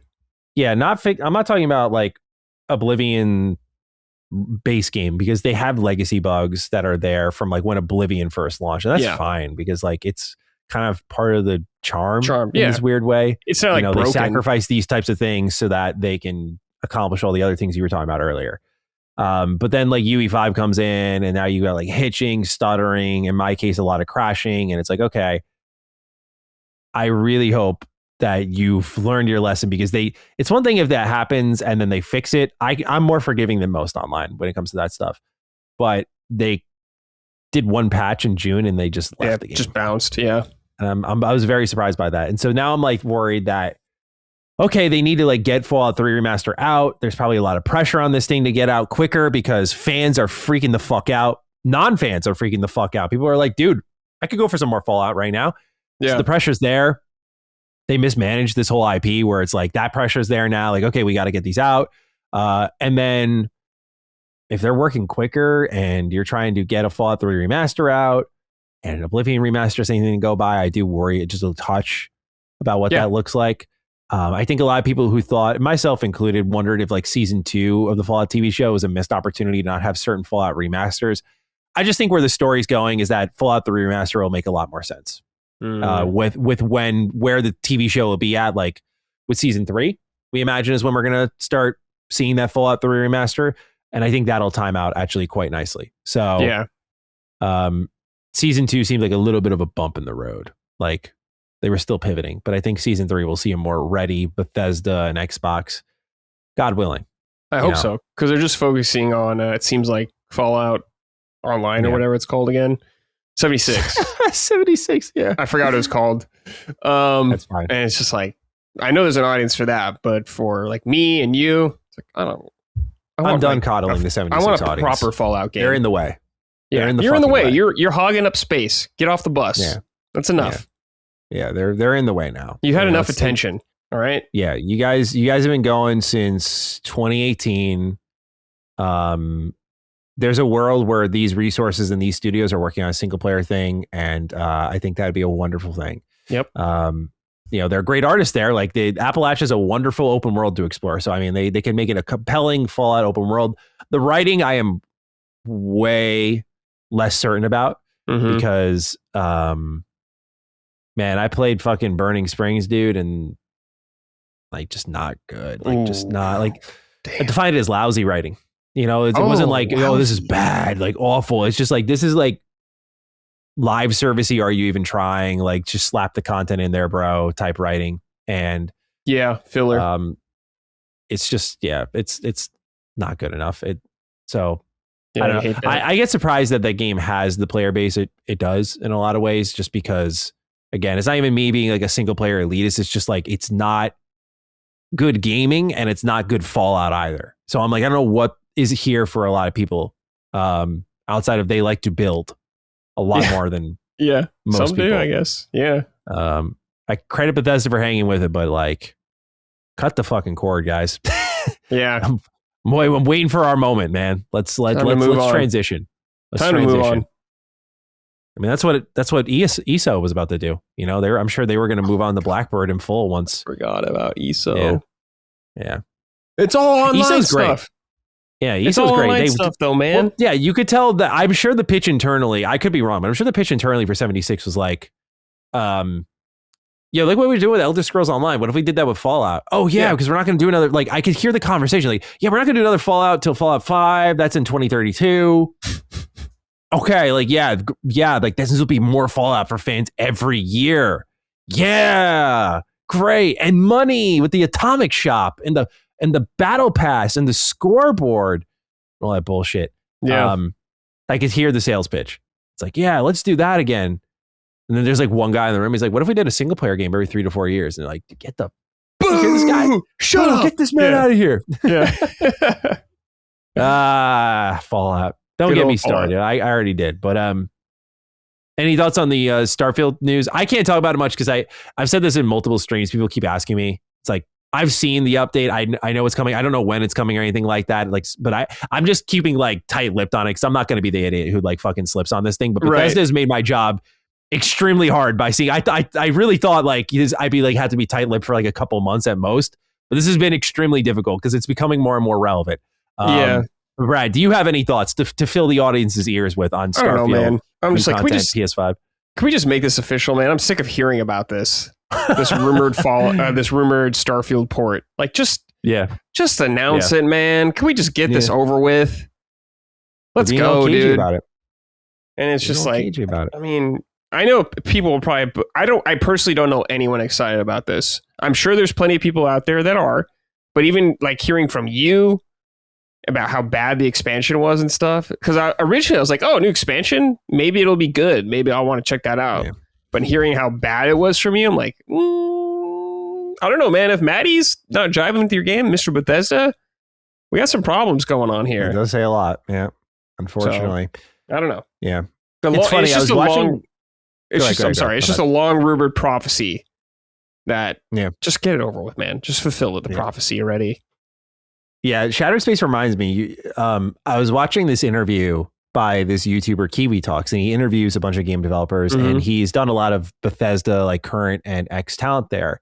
And he was interviewing Will Shen, who was like the lead quest designer on Starfield, but also he'd been there since like Skyrim. I think a little bit before that. I think he was on Fallout 3 as well. I can't say for sure, but there was a part of the interview where I guess they were working on Skyrim, and Emil Pagliarulo entered like a group meeting and was like pointing at Will's content and saying like, this is everything that's wrong with the game. Like, we can't do this. And so Will had to go back, like scrap all his content, basically throw it all away and rewrite everything. And so he did the intro for Skyrim, which we know how iconic that is. Like, hey, you're finally awake.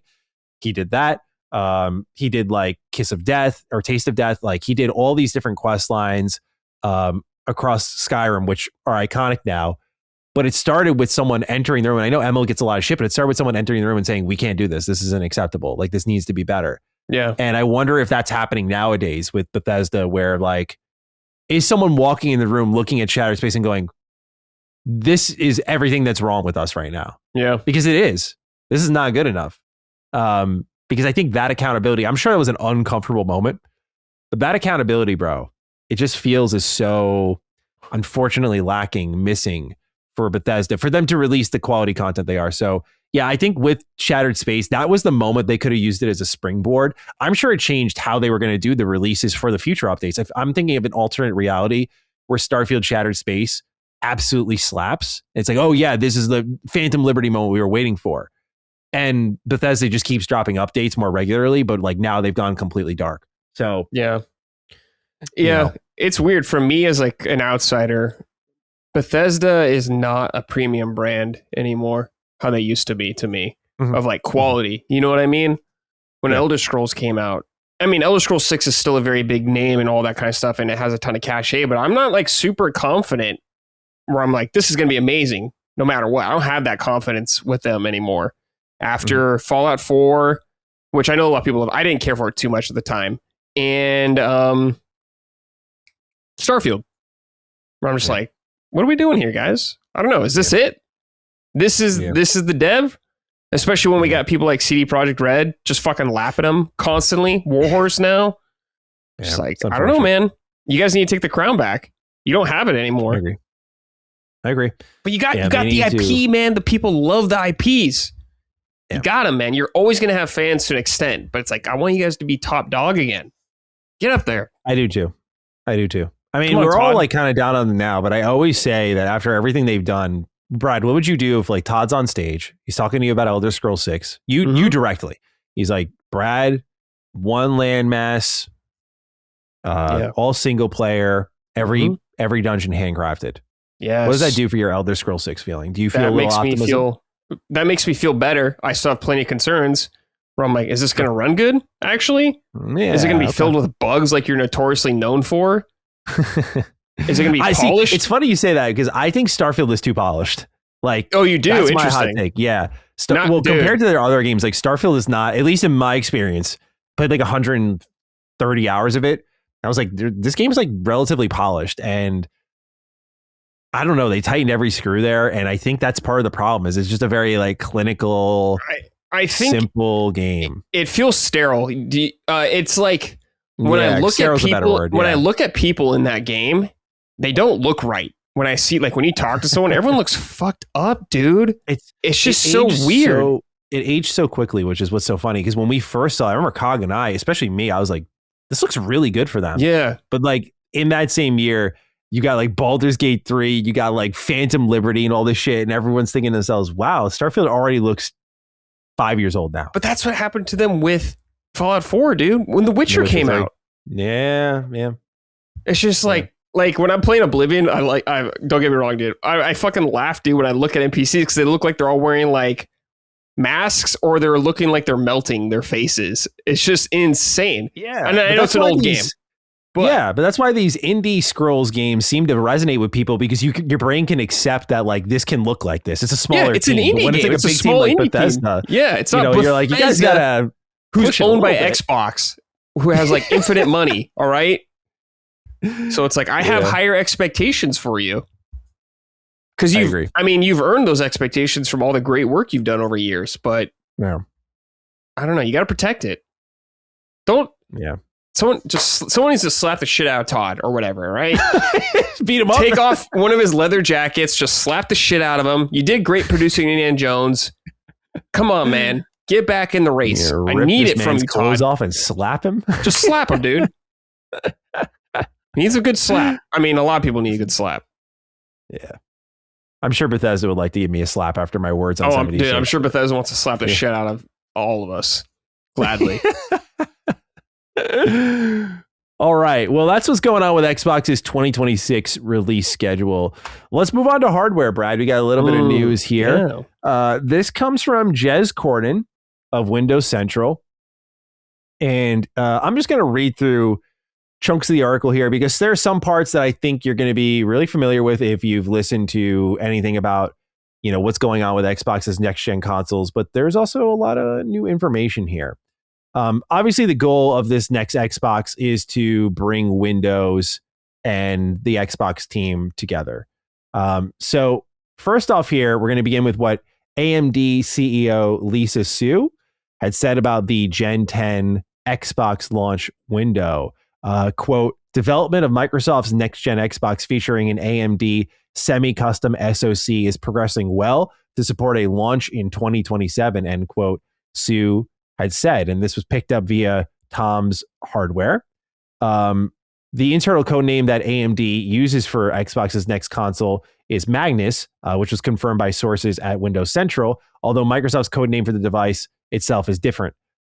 He says, Jez says, I've been reporting for a while that Microsoft's landing strip for the next gen Xbox is indeed 2027. Although I'm told Microsoft insiders were a little taken off guard by Lisa Su's comments on the Gen 10 Xbox timeline. Microsoft hasn't fully internally committed to a hard 2027 launch window for the next gen Xbox platform, since so much of it hinges on improvements to Windows 11 and other factors. Microsoft's Windows and Xbox teams are collaborating harder than ever to get the operating software into shape for a polished console-like experience on Xbox, and thus they aren't forcing themselves to adhere to a specific hard cutoff point. You can think of 2027 as the best case scenario but having a polished experience is the North Star for Xbox. As for cost itself, obviously with RAM prices going up, global tariffs, geopolitics, supply issues, prices are in flux right now. Jez writes, it does sound as though the next-gen Xbox is pushing for a more premium experience from its first-party offering, but that doesn't mean Xbox will suddenly become inaccessible for those who can't justify the spend. He says, indeed, I'm told Microsoft expects the Gen 9 Series X and S and PS5 to have a longer tail than usual as a result of this broadening hardware endpoint ecosystem. It's only been recently that PS4 and Xbox One consoles have stopped seeing a full complement of major AAA games, with many service games still maintained on those older systems. So even if the next-gen Xbox comes in at around $1,000 that some expect, the Series S players shouldn't expect to be suddenly cut off and priced out. Developers of all shapes and sizes, Microsoft included, are building games to target the Switch 2, Steam Deck, and other low-end types of devices, and that'll continue for a good chunk of time, even after the next-gen Xbox launches. On that point, I'm told Microsoft is also working on OEMs such as Asus and the like to build a variety of options for next-gen Xbox gamers across a range of price points, like the two Xbox Ally models. Despite rumors to the contrary, I'm told Microsoft still wants to make a first-party Xbox handheld eventually too, even if the traditional next-gen Xbox console is the focus for now. Xbox's first-party console will be the baseline quintessential Xbox experience, but we could see more expensive and even more super premium Xbox consoles, in quotes, from Microsoft Windows partners, as well as a slimmed-down, more affordable option on top. Expect a smorgasbord of innovations in the coming years on this front from a variety of companies. He says, I wrote this week on how issues with Windows have often been hitting the Xbox Ally PC gaming handheld. It's not fun when it happens, but it's given Microsoft valuable data on Windows and how it behaves when treated as more of a console-embedded way. Microsoft's roadmap for the Xbox Ally is ambitious, and it'll see some major improvements and new features in the coming weeks. Microsoft is currently testing a new NPU-powered highlights reel feature for the Xbox Ally X, which will take your gameplay clips and automatically generate a shareable video of your best gameplay moments. This feature is slated to drop on March 2026, all being well. If the new types of features land well, are you facepalming because you're not liking what you're hearing, Brad? Yes. Okay, hold on. We're almost there. This feature is slated to drop in March 2026, all being well. If these types of new features land well on the Ally X, they'll find their way to the next-gen Xbox too. Microsoft is building a hardware ecosystem that revolves around the Xbox Everywhere identity. We can start to see new accessories that dovetail into this ecosystem before the new Xbox launches, or the next Xbox launches later this year. Xbox intends to grow the industry all up, which is in its view meaning to break down arbitrary barriers, promoting cross-play multiplayer, cross-platform saves, and cross-platform purchasing. Its Xbox Anywhere program is designed to facilitate this, but it's also why Microsoft is bringing more games aggressively to Steam, PlayStation, and Switch 2. Microsoft will also be making it easier for developers on their platform to submit and publish new games, which we'll hear more about at GDC 2026. Epic is interested in bringing their game store to the next Xbox, but Xbox likely won't expect the kinds of volume that you've seen by previous generations with its first-party offerings, but it doesn't need to. You can think of the next-gen Xbox similarly to how Microsoft handles Surface, a curated boutique experience in a wider hardware ecosystem. The software is the platform, and the software ubiquity is the goal. That isn't to say Microsoft is abandoning its own hand in the hardware ecosystem. In fact, it's expanding it arguably more aggressive than ever. So that's it, Brad.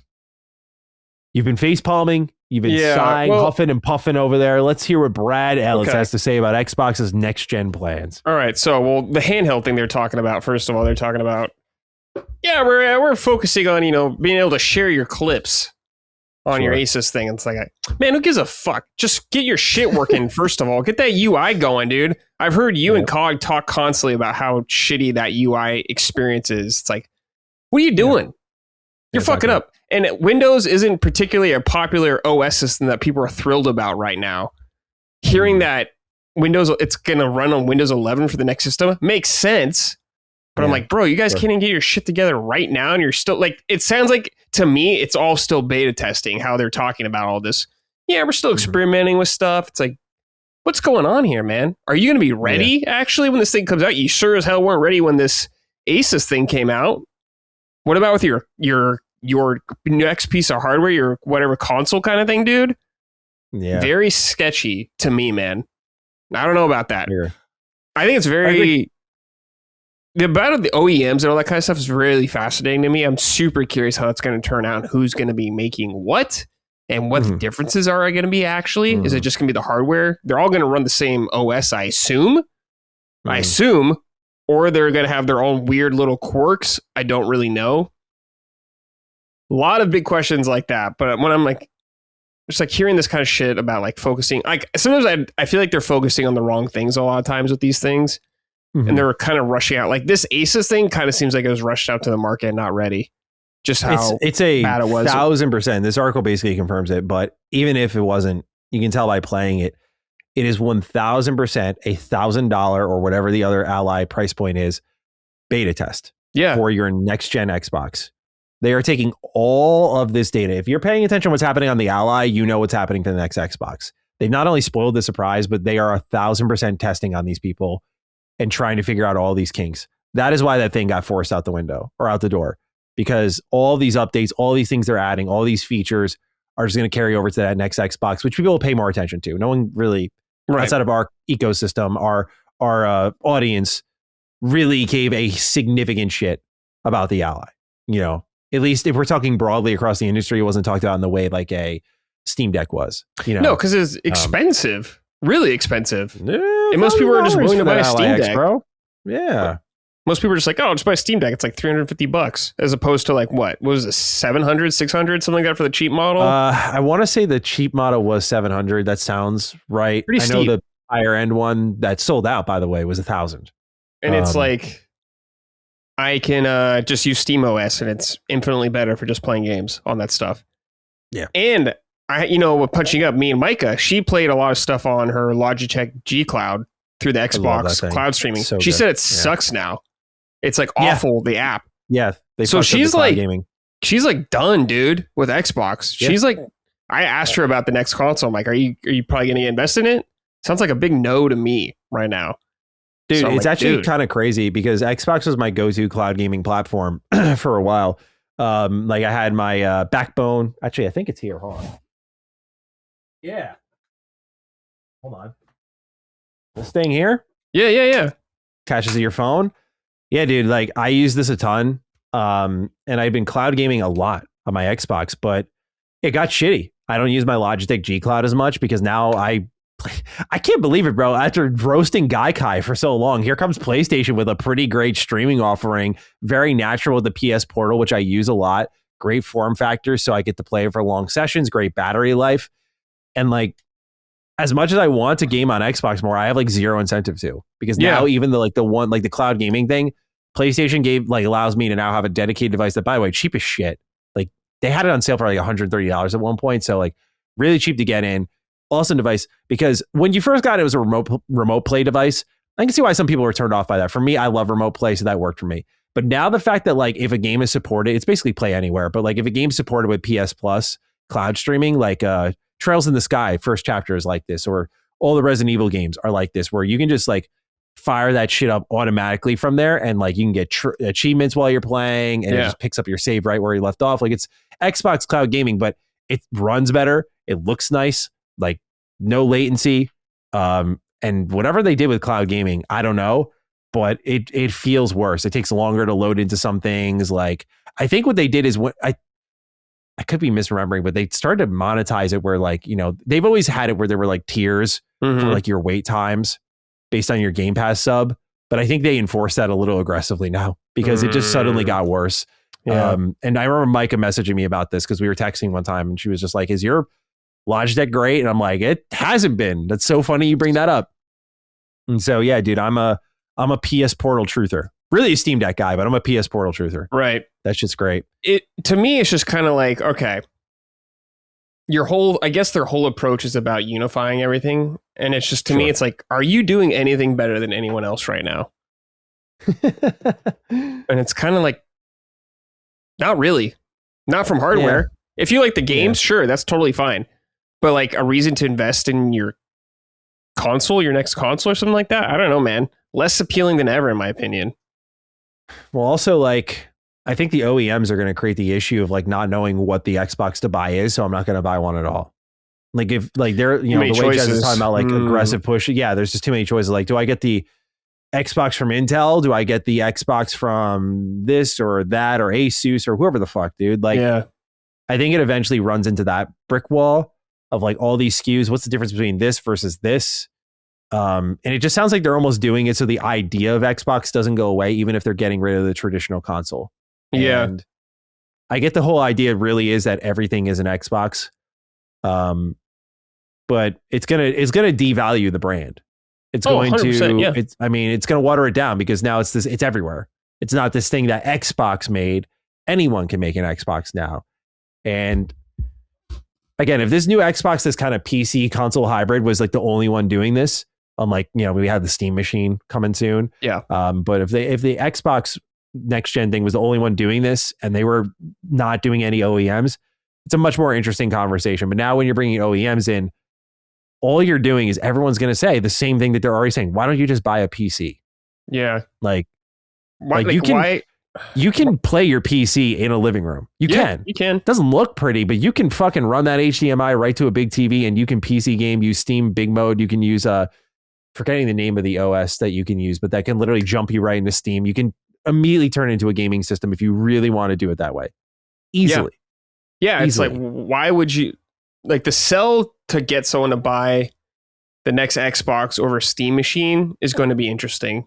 That whole market, like Xbox, of course, has probably, loyalty from fans that have been part of the ecosystem for a long time. Like COG's for sure going to buy that shit 100%. And I get it. Yeah. But it's just like I know a lot of people who would just be like, I'm going to get the Steam machine over that. It'll probably be price wise. I don't know if it'll be cheaper. Maybe it will be, maybe it won't. I bet you it's going to work a lot better from an OS perspective. I can almost guarantee it based off how Windows 11's been, and the ROG Ally X is a perfect example.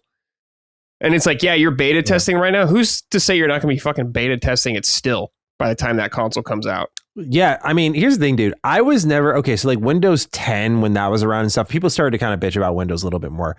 I really never had Windows issues up until the end of last year, where when I got my new PC and they like forcibly installed a bunch of shit on here, the Copilot shit, the OneDrive stuff immediately starts uploading my whole desktop to the cloud. I'm like, what the fuck is this, dude? Like just immediately hijacking my whole computer. I had to uninstall so much crap to get things started. I'm now at that point where I'm like, this thing sucks, dude. Yeah. And the fact that like I showed it my Ally review. Why is there, I don't care if it doesn't cause any bloat. Why is there a calculator on my Xbox Ally? Why is there a clock app on my Xbox Ally? Who has an Xbox Ally doesn't have a smartphone? Let's be real. Like you don't need it, dude. You don't need it. It's a gaming device. It's a gaming device, bro. And like, I know it's a cherry pick for a lot of people, but the point is still that they sold that thing to us like it's a gaming device. Yeah. And when you have shit loaded on there that is literally useless to games, let me bust out the calculator on their Xbox Ally. It's quicker to, take out your phone. It's quicker to walk to the fucking drawer in your kitchen and pull it out of there. Like, so like that's the other problem is I agree. I'm keeping my eye on these Ally updates because I do think there are some that are pretty good, like the way they're squeezing more performance out of some games, saving some battery life on some games. I think Hollow Knight Silksong was an example that they showed of that. And it's like a significant difference. So there is something to be said about games that are optimized for the Xbox Ally X really benefit from it, and I think that's good. I think some of the features that they sold, like the AI powered chips, are clearly doing their thing. Like that stuff is great. But I agree that this is going to be a long beta test, and Windows feels like now, if it's reaching someone like me, feels like it has such a long way to go that I'm like, if Xbox is already sitting there comfortable going, okay, this generation is probably going to go on longer. We already heard rumors that PlayStation delayed their plans. They're like, people are buying PS5s. We're just going to make a surplus of PS5s for GTA 6, PS5 Pros for GTA 6. We're going to put like another like 10 million in people's hands this year or however many. We're fine. We'll keep riding the PS5. So they delayed it. I'm sure Xbox is probably going to move this shit back from 2027. The only reason I don't think they want to is because I've always said this. I'm curious if you agree. I feel like the more you push this thing back, Brad, the more you keep shoving this thing back, you're spending money on hardware. You see the quarterly, we have the same conversation every quarter for Microsoft. Dude. Hardware's down, hardware's down, hardware's down. And I know it's not news. It's not surprising. No one cares on that level. But the people at the top who are spending money on Xbox hardware are eventually going to, if they see a delay and more being spent on something that hasn't made them money in 2 years now, they're probably going to look at it and go, why are we doing this at all? And I think that's why Xbox probably wants it out ASAP. Yeah. Because otherwise the plug can get pulled. Right now, it seems like the plans are kind of in, and it's too late if it's coming out in 2027. You can't cancel this, Saya. Sorry. Yeah. We're too close. But if they go into what PlayStation was saying, like, might be the end of the decade. Like, we might see you in 2029, 2030. Do you think Satya Nadella and Amy Hood, with the way they've been with the Xbox brand, are going to let Phil Spencer, Sarah, and Matt just jerk them around for another 3 years and let another Xbox come out and just keep spending millions of dollars on this thing? I don't know. I see part of the vision in the OEMs and like, okay, well, we'll be everywhere. But like the OEMs we're already seeing, like with the the Xbox Ally, are coming out before their own proprietary handhelds. Like it's at the point now where their partners move faster than them and they can't even set the market for themselves. So it all blurs together. It's messy.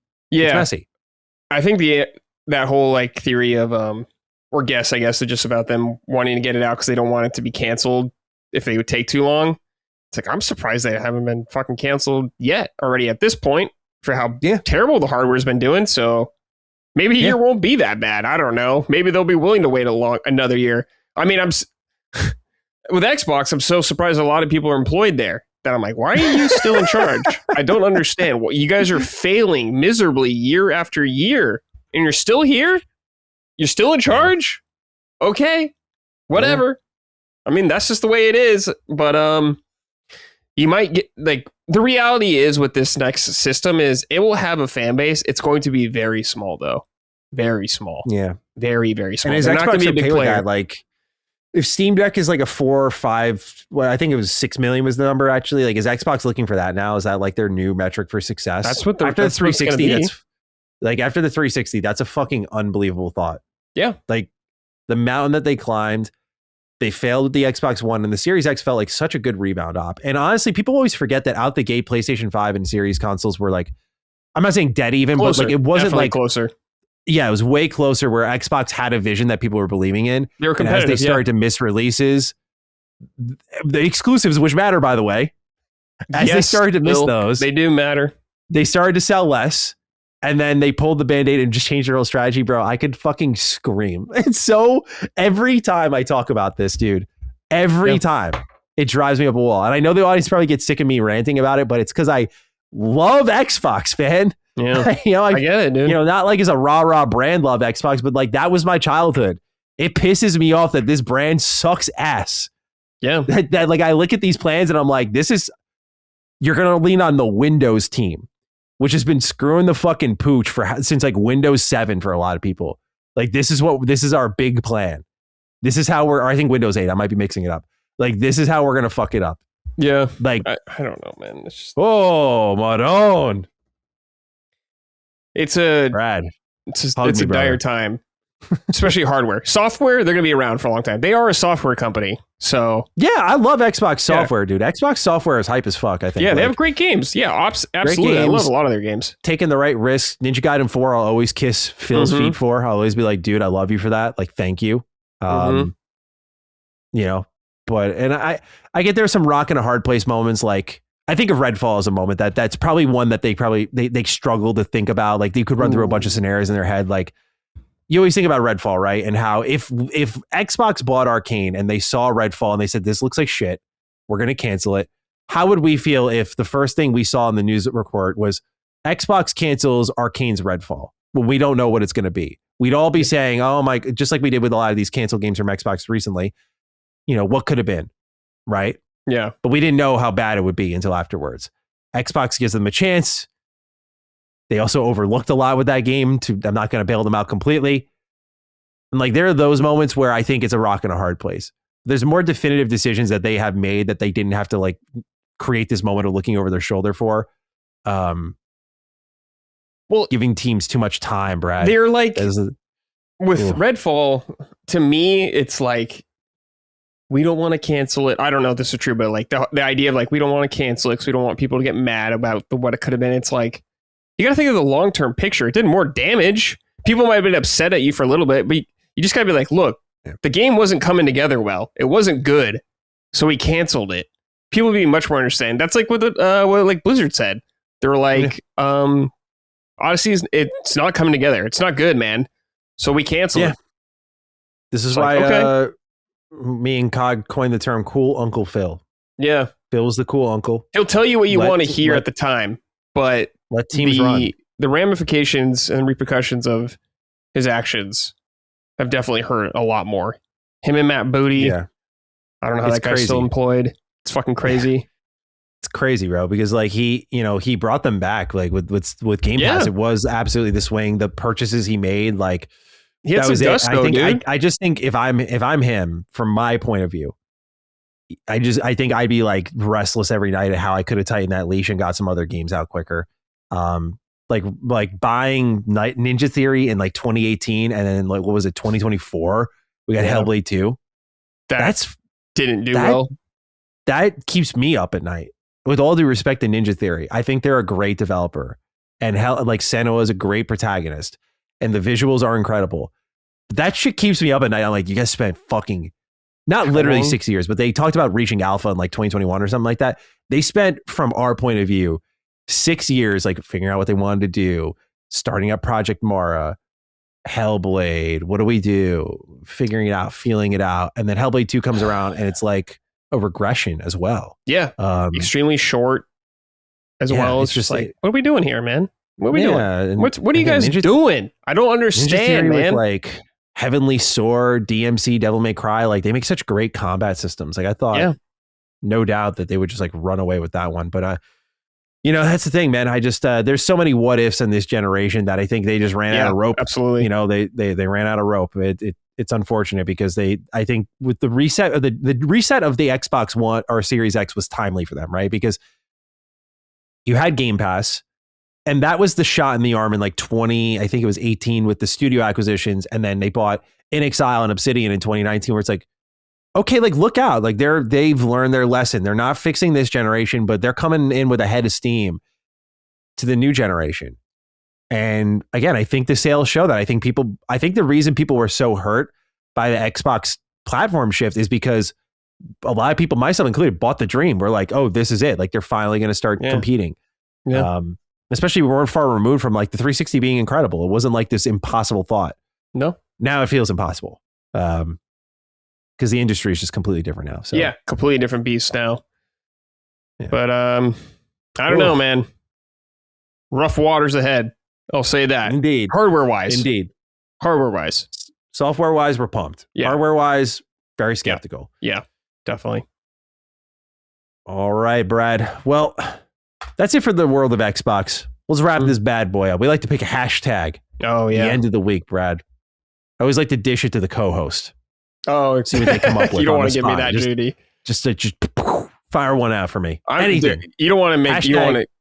I'm going to say a hashtag slap the shit out of Todd. See, you don't want to give that to me. We can do slap DD.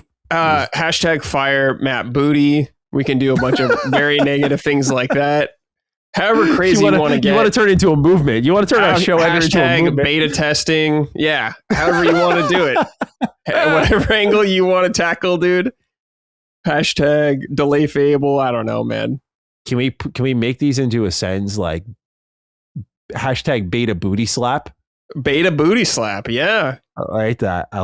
Okay. Hashtag beta booty slap. Yeah. All right. Let's do it. Ladies and gentlemen, you got this deep into the show. Want to share some words with us on Twitter? I am at G27status. Brad, what is your Twitter? Bradley Ellis 87. Thank you. I thought it was 87. Okay.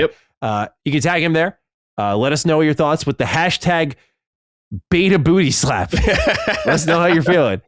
Otherwise, we'll find you in the comments down below. Hashtag beta booty slap. You let us know what you're thinking. Looking forward to hearing from you, Brad. Thank you so much for hanging with me and also hanging with me late. It's 11 p.m. on my end. I know it's getting late for you, so I appreciate you hanging out the full length of the show and just getting this thing done with me. No problem. Appreciate you immensely, my friend. Obviously, please check out Summon Sign. It's here on Last Stand Media. Great show. And like I said, Locke and myself were just on there. So if you want more of Matty and Brad and some guy from Belgium, You can go ahead and join us there. But until then, ladies and gentlemen, we'll see you next week for episode 268 of Defining Duke, an Xbox podcast. Peace out. Defining Duke, an Xbox podcast, is a product and trademark of Last Stand Media and Colin's Last Stand LLC, and is recorded from the United States of America. The show is conceived by Matthew Mr. Matty Plays Schroeder and me, Colin Moriarty, and is written and produced by Matthew Schroeder. Matty's co-host is Barry Lord Cognito Eversley. Defining Duke's executive producer is Dustin Furman. All of Last Stand's theme music is by Ramon Narvaez. As you know, all of Last Stand Media's shows, including Defining Duke, are fan-funded on Patreon at patreon.com/laststandmedia. The following names are at the producer support level on Patreon, and we're thankful for your kindness and generosity.